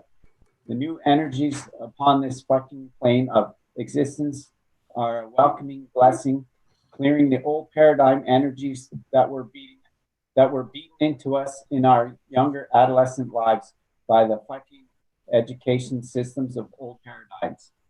So that's what I got so far. Wonderful. I like it when you call them cocksuckers. So you got an Aussie side behind you, don't you? Yeah. You got to tap into some of those unique Aussie words. Okay. They have a very unique way of insulting people, right? Yes. Okay. You got to find some of those unique Aussie insultations and use them at the dark forces, at the dark predators. Okay. Yeah. Swearing's not my thing, but This is a good challenge. I'm working on it. It's freeing yourself. It is truly freeing yourself. Yes. Awesome. So what was the big thing you learned from doing your version of this? What's the big thing I learned? What I learned is that, it's good to, express myself and let out any tensions that I have, right? A lot of times I keep stuff to myself until it's something really pisses me off, and then I let it go, right? So what I'm learning now is like, let it go as it comes. Don't hold on to it. Because once you surrender to the swear words and that it triggers your inner genius, all the other flow that you've been wanting to get out, it comes after all those motherfuck, fuck, fuckity, fuck words. You get that shit out. Yeah, get it out. It helps break down those barriers of why you're not expressing yourself. And swearing is one of those ways our truth comes out. Cool. Okay? And Yes. it's still sacred. It's still sacred. Yeah, and see, that was my hang up, right? Trying to set a good example in ways, right? But it's how we do it. That's what I'm learning, right? It's how we use the words. How and when and why. Yes, most definitely. Guys, thank you so much for sharing your swearing invocation, revocation. Robert, is there anybody else that has done one? Let's see. There's lots of hands raised. Can I just randomly choose someone? Maui Jewel. Maui Jewel, are you there? Yes, I'm here. Hi there. Are you calling from Maui? Yes, I am. Welcome to the show. Hi there. So I didn't get to do the homework because I missed the previous show. I have no idea what was going on there. What did you think? Yeah. What did you think about the two swearing invocations you heard? Oh, it's wonderful. It's very powerful for sure. I think it's a lot of fun, especially during these days. There's a lot of intensity in the air with whatever is going on outside of us. So I think it's great that people are able to channel their energy and activate more of their heart from those kind of invocation. So that was great. I really had a lot of fun. Does that inspire you? Listening to everything. Does it inspire you to do one for yourself? Yes, I am very inspired.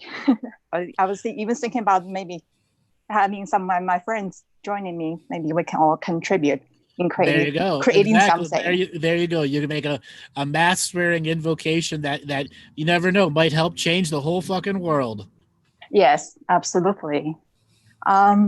So I do have some questions today. Sure. I actually had my Bluetooth speaker went off on its own a few weeks ago. The first time I just saw someone, probably my neighbor, just tapped into my Bluetooth, and that's how it went up by its own. The second night, so I just turned you off. So the speaker was powered off. There's no way you can turn yourself back on.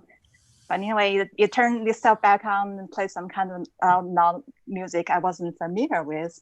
So I was just wondering where that's some kind of I don't know what that energy comes from. Is that some kind of a psychic pulse coming from somewhere, or is there any spirit trying to get in touch with me? So I'm going to ask you a couple probing questions. Do you have technology issues generally in your life?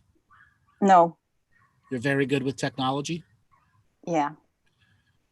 You don't have an AOL email address? Not AOL, no. That's old school, right?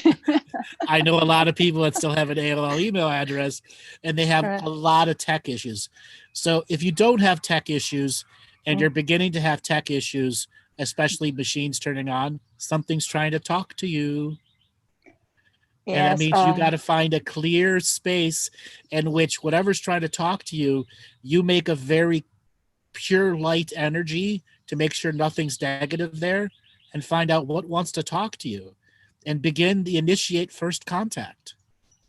That's true. I actually did feel there's a swirling energy around my crown in the past few weeks.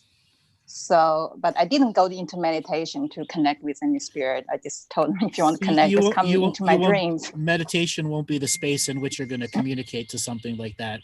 It'll be a ceremonial space in which the prayer energy sets the intentions of the space, and the prayer energy invokes the communication, so that whatever method or medium you're using, let's say you're writing, so this is my name, I would like to know what your name is, if it's possible to translate into English, what are the concepts you're trying to relate to me, what concepts can I relate back to you, so that you actually begin a very structured form of first contact, second contact, and third contact.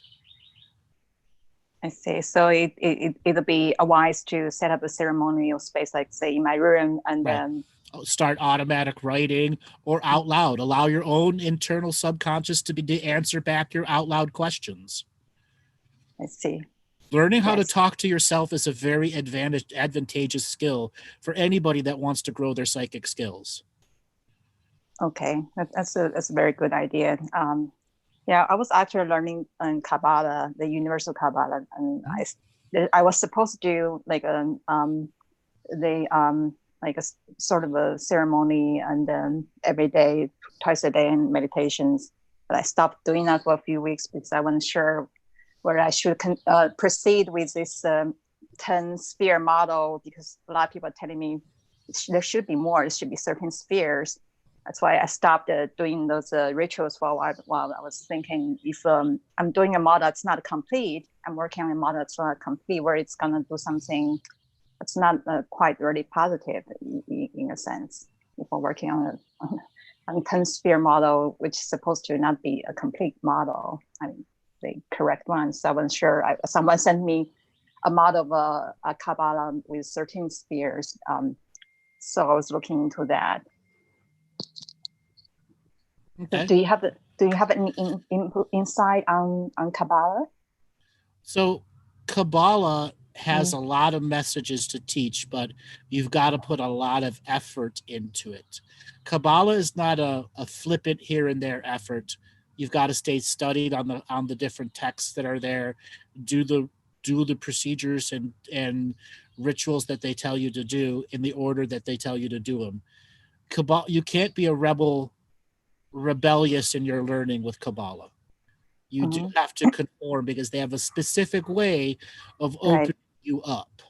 And if you intentionally miss certain subject matters, it opens you up to some very weird, confusing frequencies. I see. So if Kabbalah, again, I recommend anyone that wants to do spirituality, do it all the way. Kabbalah is a great one. Native American teachings are a great one, so on and so forth. There's thousands of teachings out there, but stick with it at the serious level. Yes. So there's certain ways and rituals we're supposed to do every day. And if you don't do them, climbing the trees.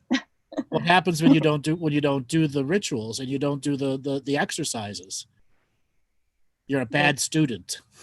Right. That's true. You're a bad student. Okay. That's true. And in Kabbalah, that's why so many people have such negative experiences or walk away from it, because it's too rigid for them. But in its rigidity are some really powerful teachings. Right. Consistency. As well as it's helping you tame your wild energies into a form of experiences that are understood from the next layer to the next layer to the next layer, grounded step by step. True. That's very true. Yeah. So I have been visiting a lot of the secret sites around the globe, in Egypt and South America, and even some places like Sedona. What's your favorite one? My favorite place is still Egypt and Peru, like the area around the Lake Titicaca, in between Bolivia and Peru, that area. What about Egypt? What's the difference between Lake Titicaca and Egypt for you? I think they're connected. Peru and Egypt, in the past, they're somehow connected. We even found a hieroglyph on a piece of obelisk in northern Egypt. It carved in the obelisk. It clearly said, "Across three waters, you will find Peru." So, we have our archaeological find actually states that. So while I was in Peru a few years ago, I was in ayahuasca ceremony. That was actually my first formal ayahuasca ceremony with a real shaman there in the Andes Mountains. So my question, the intention I set for it was just to explore the construct of the multi-dimensionality. So they actually took me to probably around the sixth dimension. So the beings showed up actually those alien beings that look like Ra. Yes. Ra, like those bird-headed beings. So they showed me some pyramids and that, and then I already had my inner intuition told me that I was supposed to visit Peru and Egypt. So after that, after my trip in Peru, in about 2 or 3 months, I went to Egypt. So everything just happened in a synchronistic way, and I also have witnessed a lot of synchronicities in nature wherever I went. So it seemed like everything was in the right flow. Did you bring any artwork or statuary home from Egypt, like of the bird-headed people, Ra, any of that stuff? I didn't, but I went to Egypt again this February and March. One of the security guard, he actually gave everyone in my group a statue of Isis. Okay. So you can go and buy them online. I would highly recommend you buy a variety of the gods in statuary format and then add them to your altar. And if you can find any of the statuary gods from any of the Mesoamerican cultures, add them too. Because right now you have a very unique connection because you've been to so many places, had some unique experience, plus your ayahuasca journey. I peeked in with some of the stuff that was going on there with your ayahuasca. There's stuff you still don't understand, isn't there? Yeah, right. There's a lot. Because there were a lot of God-based figures trying to communicate to you how to be a God source being again. That's true. Even while I was doing my Kabbalah rituals, I could feel their presence around me. Right. So when I go into meditation, I can see them. But I'm also a Pisces. I feel like I need a ground right now. I'm already, not so grounded. So that's why I stopped the meditation for a while. Do you have any artistic skills? Not practically speaking, but I do have a very creative energy. I mean, a very creative soul. Well, you happen to be in, land of beaches. Okay. Have Yes. you ever done any kind of sand art? You know what that, like when they do sand castles, but sand art? Yeah, I know that, but I haven't done any of that myself. You can easily learn how to do this. What I want you to do is get an image of an Egyptian face and try to make a sand mound and carve it into the face. Wow. Okay. Mm-hmm. And as you get a little stronger, you can do more and more and more unique ones.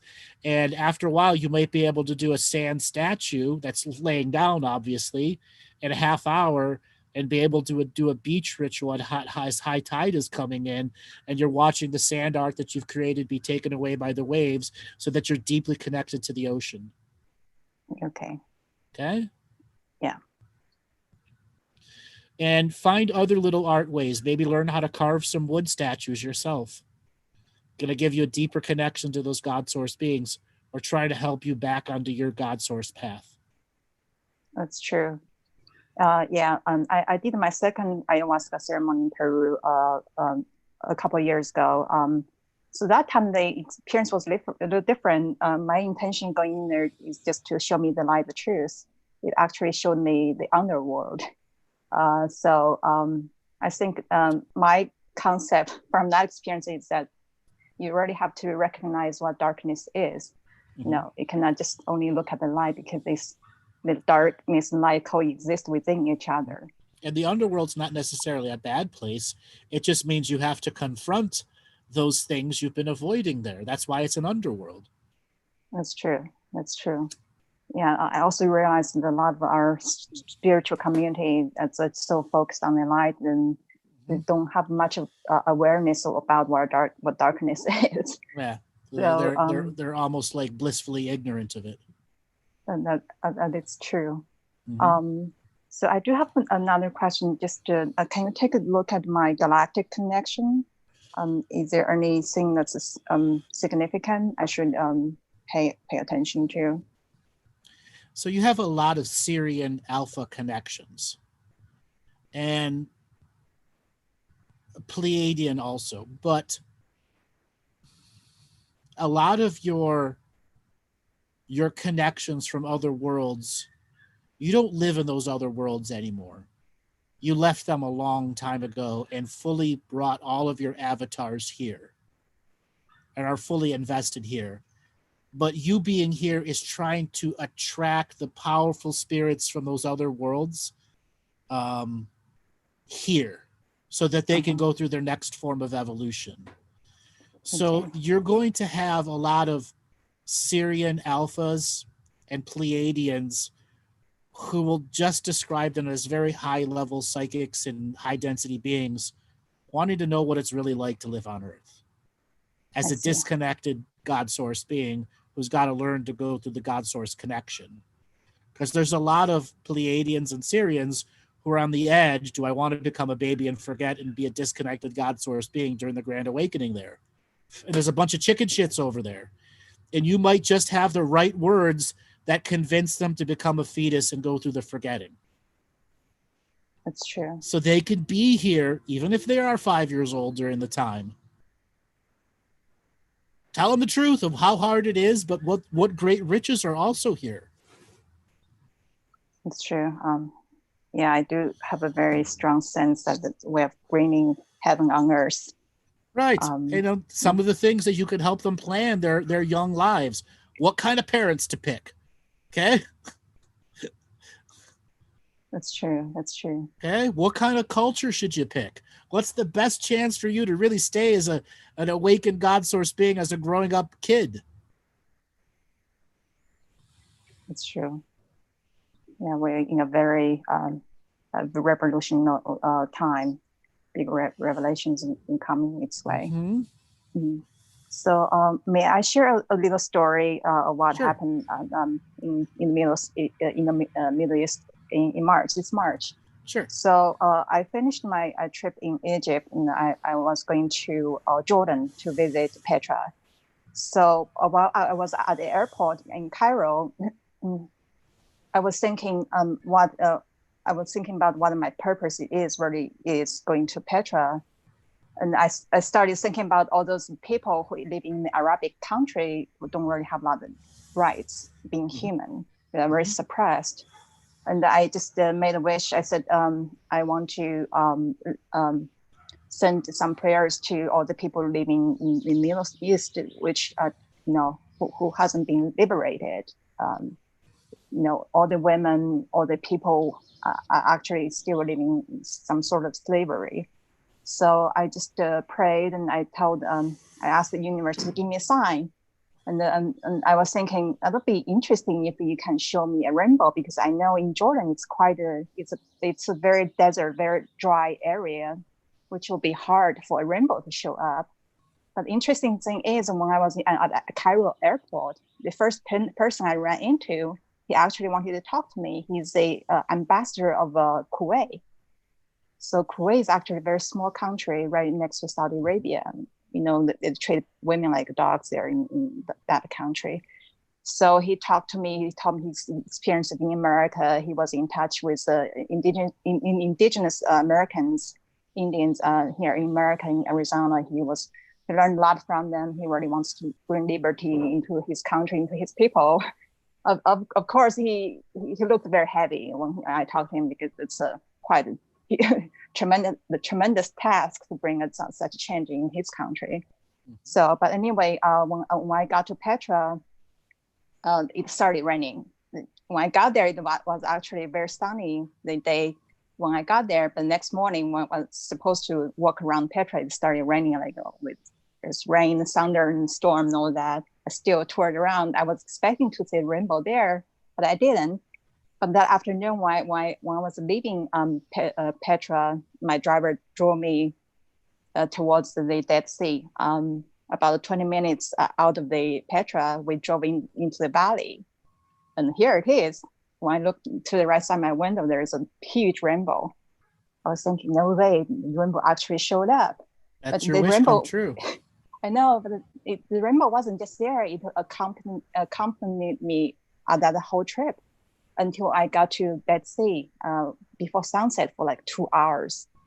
So I was seeing rainbow for 2 hours. I was thinking, wow, that's quite a synchronicity. But anyway, things like that, when I travel around under those secret sites around the world, just things like that can sort of happen. I just feel like that's the universe saying hello. Yes, I know. Hello. Yeah. What more do you need? Proof? I know. I want to tell everyone, if they don't believe in miracle is absolutely there. What more proof do you need? The universe is talking directly to you. It's time for you to step up your game and start talking back to the universe. That's true. And that will start from building our own inner landscape. Turn off the TV. Exactly. Turn off the social media. Turn off the social media, turn off the TV, get the sacred ceremony going so you can get into that talk space. Even if you do automatic writing, whatever form you use, out loud, automatic writing, note-taking, intuition, somehow, some way, get yourself in that space so you can start recording volumes and volumes and volumes of information. Absolutely. Okay? It's very exciting. They chose you. Are you ready to choose them back? I'm ready. Then the rest is effort. The rest is just non-mystical effort. It's true. Mm-hmm. Focus. Yeah. Will, desire, and drive. Yes, all of that. Okay? And a little courage. Yes. All right, darling. Thanks a lot for calling in. You're a great teacher to a lot of people. Oh, thank you. Thank you for your insights and sharing your wisdom with all of us. You're a great teacher. You're so welcome. All right, Robert, is Monty, I see him chitter-chattering around in there. Is he in there? Yes, he is. Monty, you there? Yes, I am a long-time listener. No, long-time caller, first-time listener. How are we? We are fucking doing good. Oh yes, I haven't watched the show yet, but I've decided I'll record it and send you the text as well. Because being Australian, we use swearing as punctuation. So. I know. So how are you doing today? I'm good. I've been watching the global narrative, and it's slowly turning into clown world, and it's interesting to see my reaction of like, oh, and then it just flips into comedy.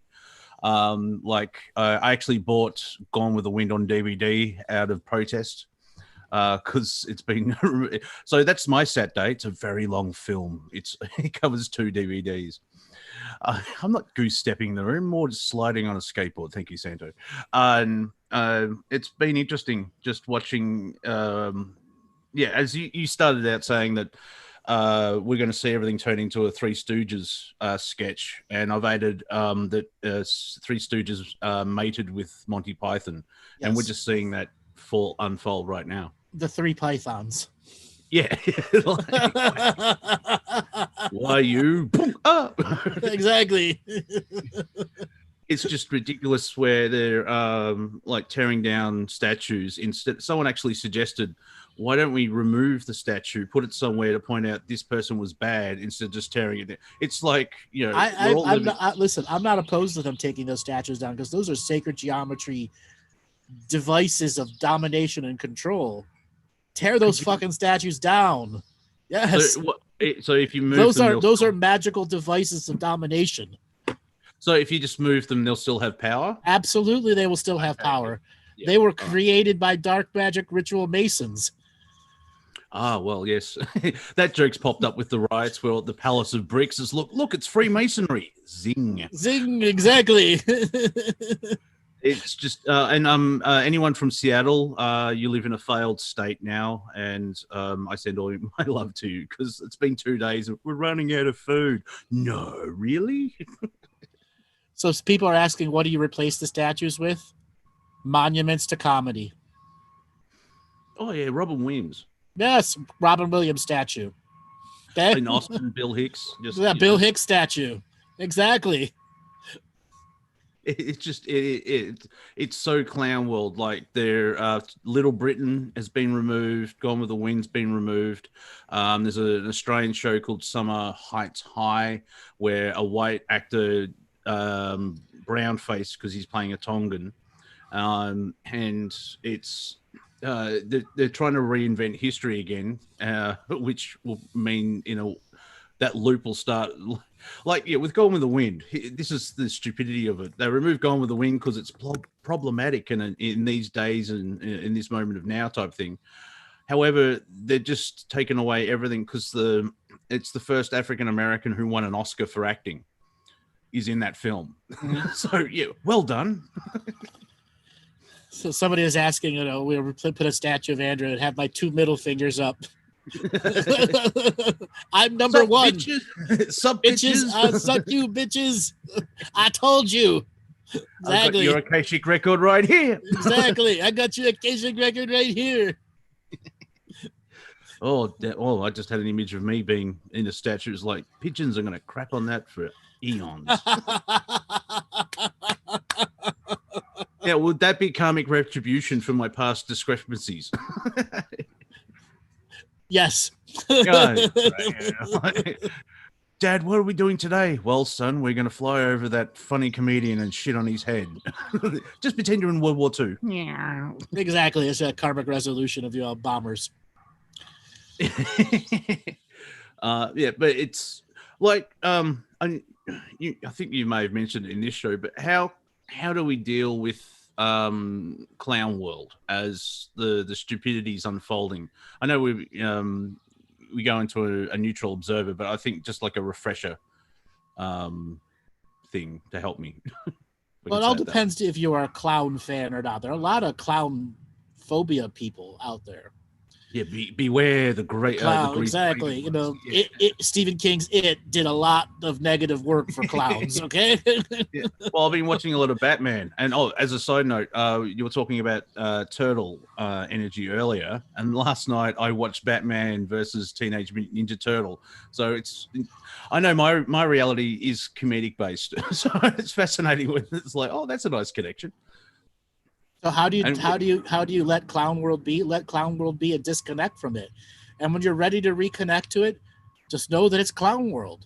And don't allow Clown World to have relevance to your greater growth. You can still observe it and watch it for its patterns. Just don't let it own you and make you the clown too. Yes, yeah, it's not a reflection, is it? Because it's not in what the special time we're in, if I can say it that way. Special ed class. Yeah, yeah. Where the universe reflects your inner, but it's like, well, I know I'm a clown, but I'm not this stupid. But yeah. being slightly judgmental here, there are a lot of clowns inside the conspiracy community that are that dumb. Okay. Yeah, I know, but they can reflect themselves. But But those are the clowns who demand that you follow their mob mentality. Yeah, they're trying to create their timeline where, well, doom, gloom, we're all going to die. I'm like, yeah, but you're a Christian, so doesn't that mean you go into heaven? What's wrong with you? No, heaven has a limited amount of people it's going to accept. Come on. Oh, that's right. Yeah, South Park told me that. Yeah, it's like, I'm sorry, you're not on the list. Oh, you're man. not on the list. So, yeah, St. Peter isn't an angel. He's just a Samoan bouncer. Yeah. Pretty much. Sorry, bro. Can't let you in, eh? Nope. Okay. Yeah, that's an interesting construct. So I want to talk about the clown narrative for just a few moments. And I guess I'm going to do a predicty thing, but you don't need to be a psychic to predict what the clown story is going to become. Okay? So this is not really psychic energy, but there's some little psychic energy behind it. Yeah. So in the next 2 weeks, we are going to see the narrative try to radically change away from all the hate speech, and they're going to try to give us a war. Mm-hmm. Why? Because that's what they do every other time. Whenever there are riots in the street, they scare us with a war. And guess what happened over the last 3 days? Katyusha rockets were fired at American bases in Iraq from Iran, who just finished a devastation of COVID-19 and a major amount of their leaders dead. Now, how much has the Iran war stuff stuck between the last 4 presidents? No. Oh, well, it's the last that list that came out around about 2001 where there's 7 countries. I think that's the last one on their list in that script. Okay. We've also had a failed attempt at Trump trying to liberate Venezuela by sending in ground troops there, secret ground troops. That failed. Yeah. What's left? Just the Iranian crap. Weaponization of space. Oh, yes. Yeah. That is the next narrative that they're going to try to force. We've got to weaponize space. Oh, yeah, Space Force. Yeah, which apparently Netflix may have the copyright because there's a TV show, Clown World. There's a TV show, so there may be a thing. I binge watched all 8 episodes. I recommend it to everyone to watch. All right, cool. Because there's grumblings from the conspiracy world. I realize too, I'm not in the alternative. I'm an outlier in the alternative to the alternative. It's fascinating. But the fake alien invasion, it keeps popping up. This isn't about a fake alien invasion. The Space Force is about the commercialization of space, because who just launched their rocket successfully and docked with the space station? Yeah. SpaceX. So that, because instead of having like the Reagan speech, imagine if we're attacked from off planet, they'll bring everyone together. There would be a catalyst to have all this, and so they're using the commercial side instead of threat of war. No, there is a asteroid field that is, so where the satellites exist at, you go 3 times the distance beyond where the satellites are. There's an asteroid belt that's very conspicuous and it's very easy to get to. And there are ones that are the size of trucks or cars, 4 meters to 6 meters, that can easily be gathered, that are solid iridium. Ooh. Iridium is one of the most rarest earth metals out there. So let's say something that's a 3-meter iridium meteorite, it's got about a value of about $4 billion. Oh, okay. Now, one of them. One. Now, that's not the asteroid belt, which was a planet which is past Mars. This is a smaller one in between. No, this is basically, I think that's 20,000 miles is where the satellites are at the 60,000 mile line. So it's not the mainstream science asteroid belt that we're told about in the solar Correct. system. This is the one that's in our planetary. It's in our planetary sphere. Great, more space junk. Okay. But expensive space junk. Well, there's more than that. There are ones that are solid diamonds too. Oh. Imagine a diamond 11 meters long. Well, 11-meter diamond. See, who wants to get married? I've got this diamond to put into a ring. Right. I can't move with it. Yeah. Solid gold, solid nickel, that you don't have to use all those destructive mining techniques to take the excess rock out of it. Where is all this mineral from? It's just left there in the outer field when the asteroids get into our conspicuous. Just so like Saturn has its rings, Earth has rings. We just don't see them because they're very thin. And the rings are considered of particulates that are rock, diamond, everything you could possibly think of. And there's more than enough junk there that it'd take us 1,000 years to mine it out just in our concentric orbit. So around is it galactic junk, or is it from the Earth originally, or is both? it just Both. Okay. Both. But SpaceX has proven it can launch, connect, land. The next is launch, connect, retrieve, object, land. Once it's done that, there are going to be 10,000 attempts at space companies to get to the debris field. Yeah. So basically, it sounds like the TV show Expanse. A very unique concept, the Expanse show. Yes, mining the asteroid fields and creating techniques that are able to do it. Now, there are more things out in the asteroid in that immediate asteroid field, separate of the alien technology. So stuff that's in the rock that are brand new elements and material. They know they're there. They just don't naturally exist on the Earth in large volumes. So this is going to change the global narrative then, because if you find a 11-meter sized diamond, you could pay off the debt, technically. Technically. Yeah. I know they won't do it. Don't get me wrong. I know they won't do it. But it's the narrative is going to change extremely then. Well, the thing is, you would leave that 11-meter diamond solid, and you would make whole brand new technologies around oversized objects like that. Yeah, because there's the crystals in South America and stuff like that. Exactly. They know what they can do with diamonds that aren't just jewelry. Okay? Yeah. Data can be programmed into them, the subatomic structure.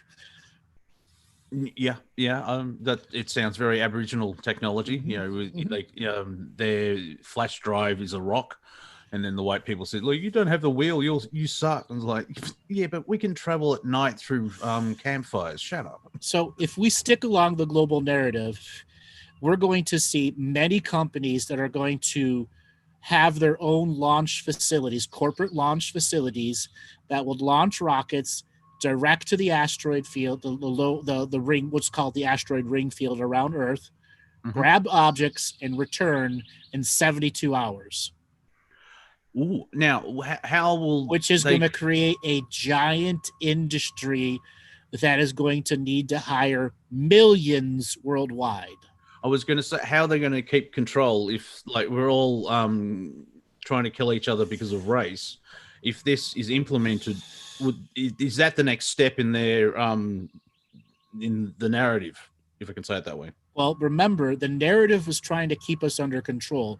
The old guard that is using the old way has people inside its structure who don't want to do the old way anymore. That's why SpaceX launched during the riots. Oh, yeah, okay. Okay? That's why it launched during the riots.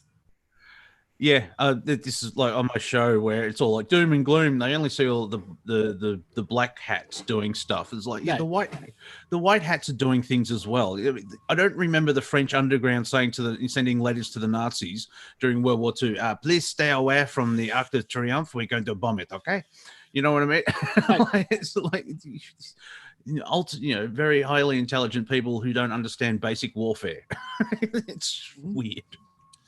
Now, if there's a beginning of an economic race to corporatize space, the old guard, Illuminati domination and control, will be subjugated by the new guard who wants space travel to the low orbit asteroid fields. That would mean the potential of employing millions worldwide. So this time where we're all in COVID-19 lockdown can be used as a re-education phase, so people would be able to take corporate space launch jobs. Now, with all this corporatization, is it a negative thing, a positive thing, or a neutral thing? It depends on the people involved. It can be all of them, because if you look at the movie Aliens, like the movie one? Aliens, the first two, they define corporations took over the governments, and the governments have no power at all. Yes. Which is the next level of Illuminati domination and control that has to give a level of intellectual freedom to its people to keep them under control so that they follow a narrative of corporate control. Yeah. Okay. So a lot of the dark ritual idiots are going to have to go. And they might just get expunged by their own people. Yeah, because I've jokingly said to you, and I love your follow up to it was some of these people are still working on the 1640 playbook, and then you said, yeah, that playbook's still online. Yeah, still online. And that's part of the pattern recognition of why people are waking up. It's like they're doing the same things, and it's I can see where there's defection, if I use that word. Where it's like this, like I think most of the military are over war, which is interesting. Yeah, but they don't want to keep doing the same thing because it's just going to end badly. Like there's too many science fiction films where we all die. Yeah, but that was purposely created so that people wouldn't see the potentials and possibilities of positive contact. That's why they created all this tens of thousands of dystopian scientific future novels. Yeah. So that's what we believe the only thing we can inherit. Yeah. Now, when humanity gets to that asteroid ring, what are the Galactics going to do? Good question. I know, that's why I thought I'll just say. Good question. Well, the Galactics are obviously going to go, hello. Yep. But the Hollow Earthers are going to go, don't see them over there, camouflage field. Look at the birdie. Look at the birdie. Yeah. Okay, look at the dollar bills. Yeah. Okay, but it can't last long. No, because the whole quarantine idea, humanity, the planet's in quarantine, and if we keep pushing out further, someone is going to say stop that, or there may be in mainstream history first contact. Well, 58th contact, as we've had first contact a long time. Yeah, ago. I said that's why I said mainstream. They won't give they won't give us a first contact like that. Okay. It won't. If they're going to give us that first contact story, it's actually the government's in a long conversation with it, and we're going to disclose we've been in a long conversation and negotiations with them. Yeah, I do find that interesting that, like, with the Pentagon saying yes, these videos are true about UFOs. They've been lying for 70 years, so that's going to be an interesting chat with the public. They've been lying for 3,000 years. Yeah, I know, but I'm just like, help me out here, because like just that bit of information that changes everything. Like everything we've talked about, the old narrative is going to be smashed because of technology. Like in a way, we could be going to a Jetsons world overnight, if that makes sense. No, it wouldn't be overnight. We don't have the factories to do it overnight. But retooling the world's factories can be done under a year. Yeah. Under a year, 8 months. But as you're retooling, you've got to re-educate people.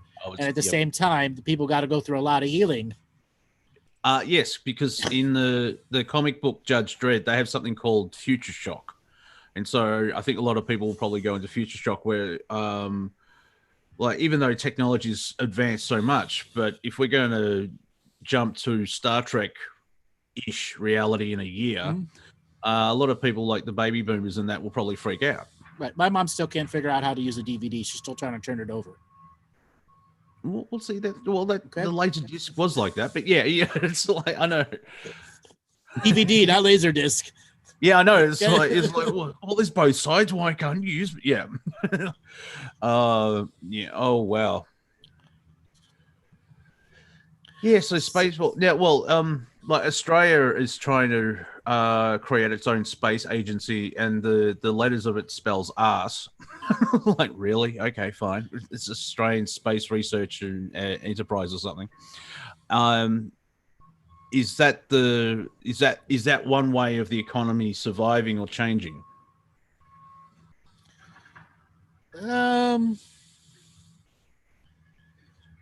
Again, the economy as it exists is a farce. Yeah. So that farce has to be reduced to a truth.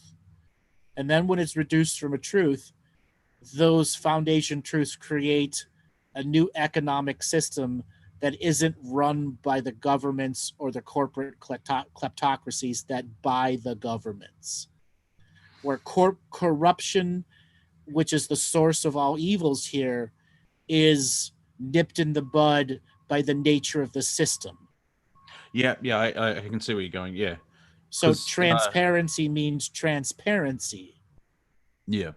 And patent laws that create monopolies become non-existent, where patents become global patents, that the whole planet owns these patents and anyone can build from them, and you can still make a monetary stream on the objects that you create as an open source basis. Yeah, and I can see that changing. The narrative will eventually will become one because people, well, hopefully, but the whole disclosure angle of there's all the Galactics, and whenever that is revealed, we're a long ways away from the Galactics, coming down and having a slice of pizza and a beer with us. Oh, but well, just that idea of like, yeah, but just an Arcturian coming down. I don't like pineapple on pizza. Just the idea though will break through eventually, and that's going to be a massive paradigm shift. Yeah, eventually, but we still have a lot of things to go through before that. Now, the whole reason I brought up Space Force is showing people how to look at the short-term future and understand it's very predictable if you actually just try. Disconnect from the story and understand the nature of the story. You can see the next pieces that they're going to put in there. And if you know it ahead of time, there's so much you can do as an information presenter in the background that isn't, I told you so, I told you so. Yeah. So eventually will Stargate SG-1 turn into a documentary? Could. Yeah, because I remember David Wilcock mentioning that the first 2 seasons are based on some Galactics and stuff like that. I'm like, oh, I'll just check this out. 10 seasons later, that was awesome. Yeah. All right, Monty, I gotta end the show here. You want to give people a way to contact you? Yep, my YouTube channel is Wafer Thin Entertainment. I've broken the 200 subs, so huzzah. And strangely enough, a couple of my comments aren't staying on the pages because YouTube, anyway. Also on Twitter, at Real Monty Dean, on Facebook, just Monty Dean, and Instagram, which is my meme account, Monty.Dean. And for everyone, if you want to go to my website, andrewbartzis.com, we are featuring the Galactic History 2.0 series that is up there right now. 40 plus hours of content talking about galactic history, going deep into all different layers of universe and creation and what's going on in our world, all for just $88. For those of you who are researchers and want to go deep into that concept, I highly recommend you go and look at Galactic History 2.0. If you haven't seen Galactic History 1, you can go on YouTube, on my YouTube page, and find all 20 episodes that I did with Lance White in Mount Shasta in 2013. And we will be back this coming Tuesday for another live show here. Same time, at 12 noon Eastern time on Tuesday. All right, Robert, take us away.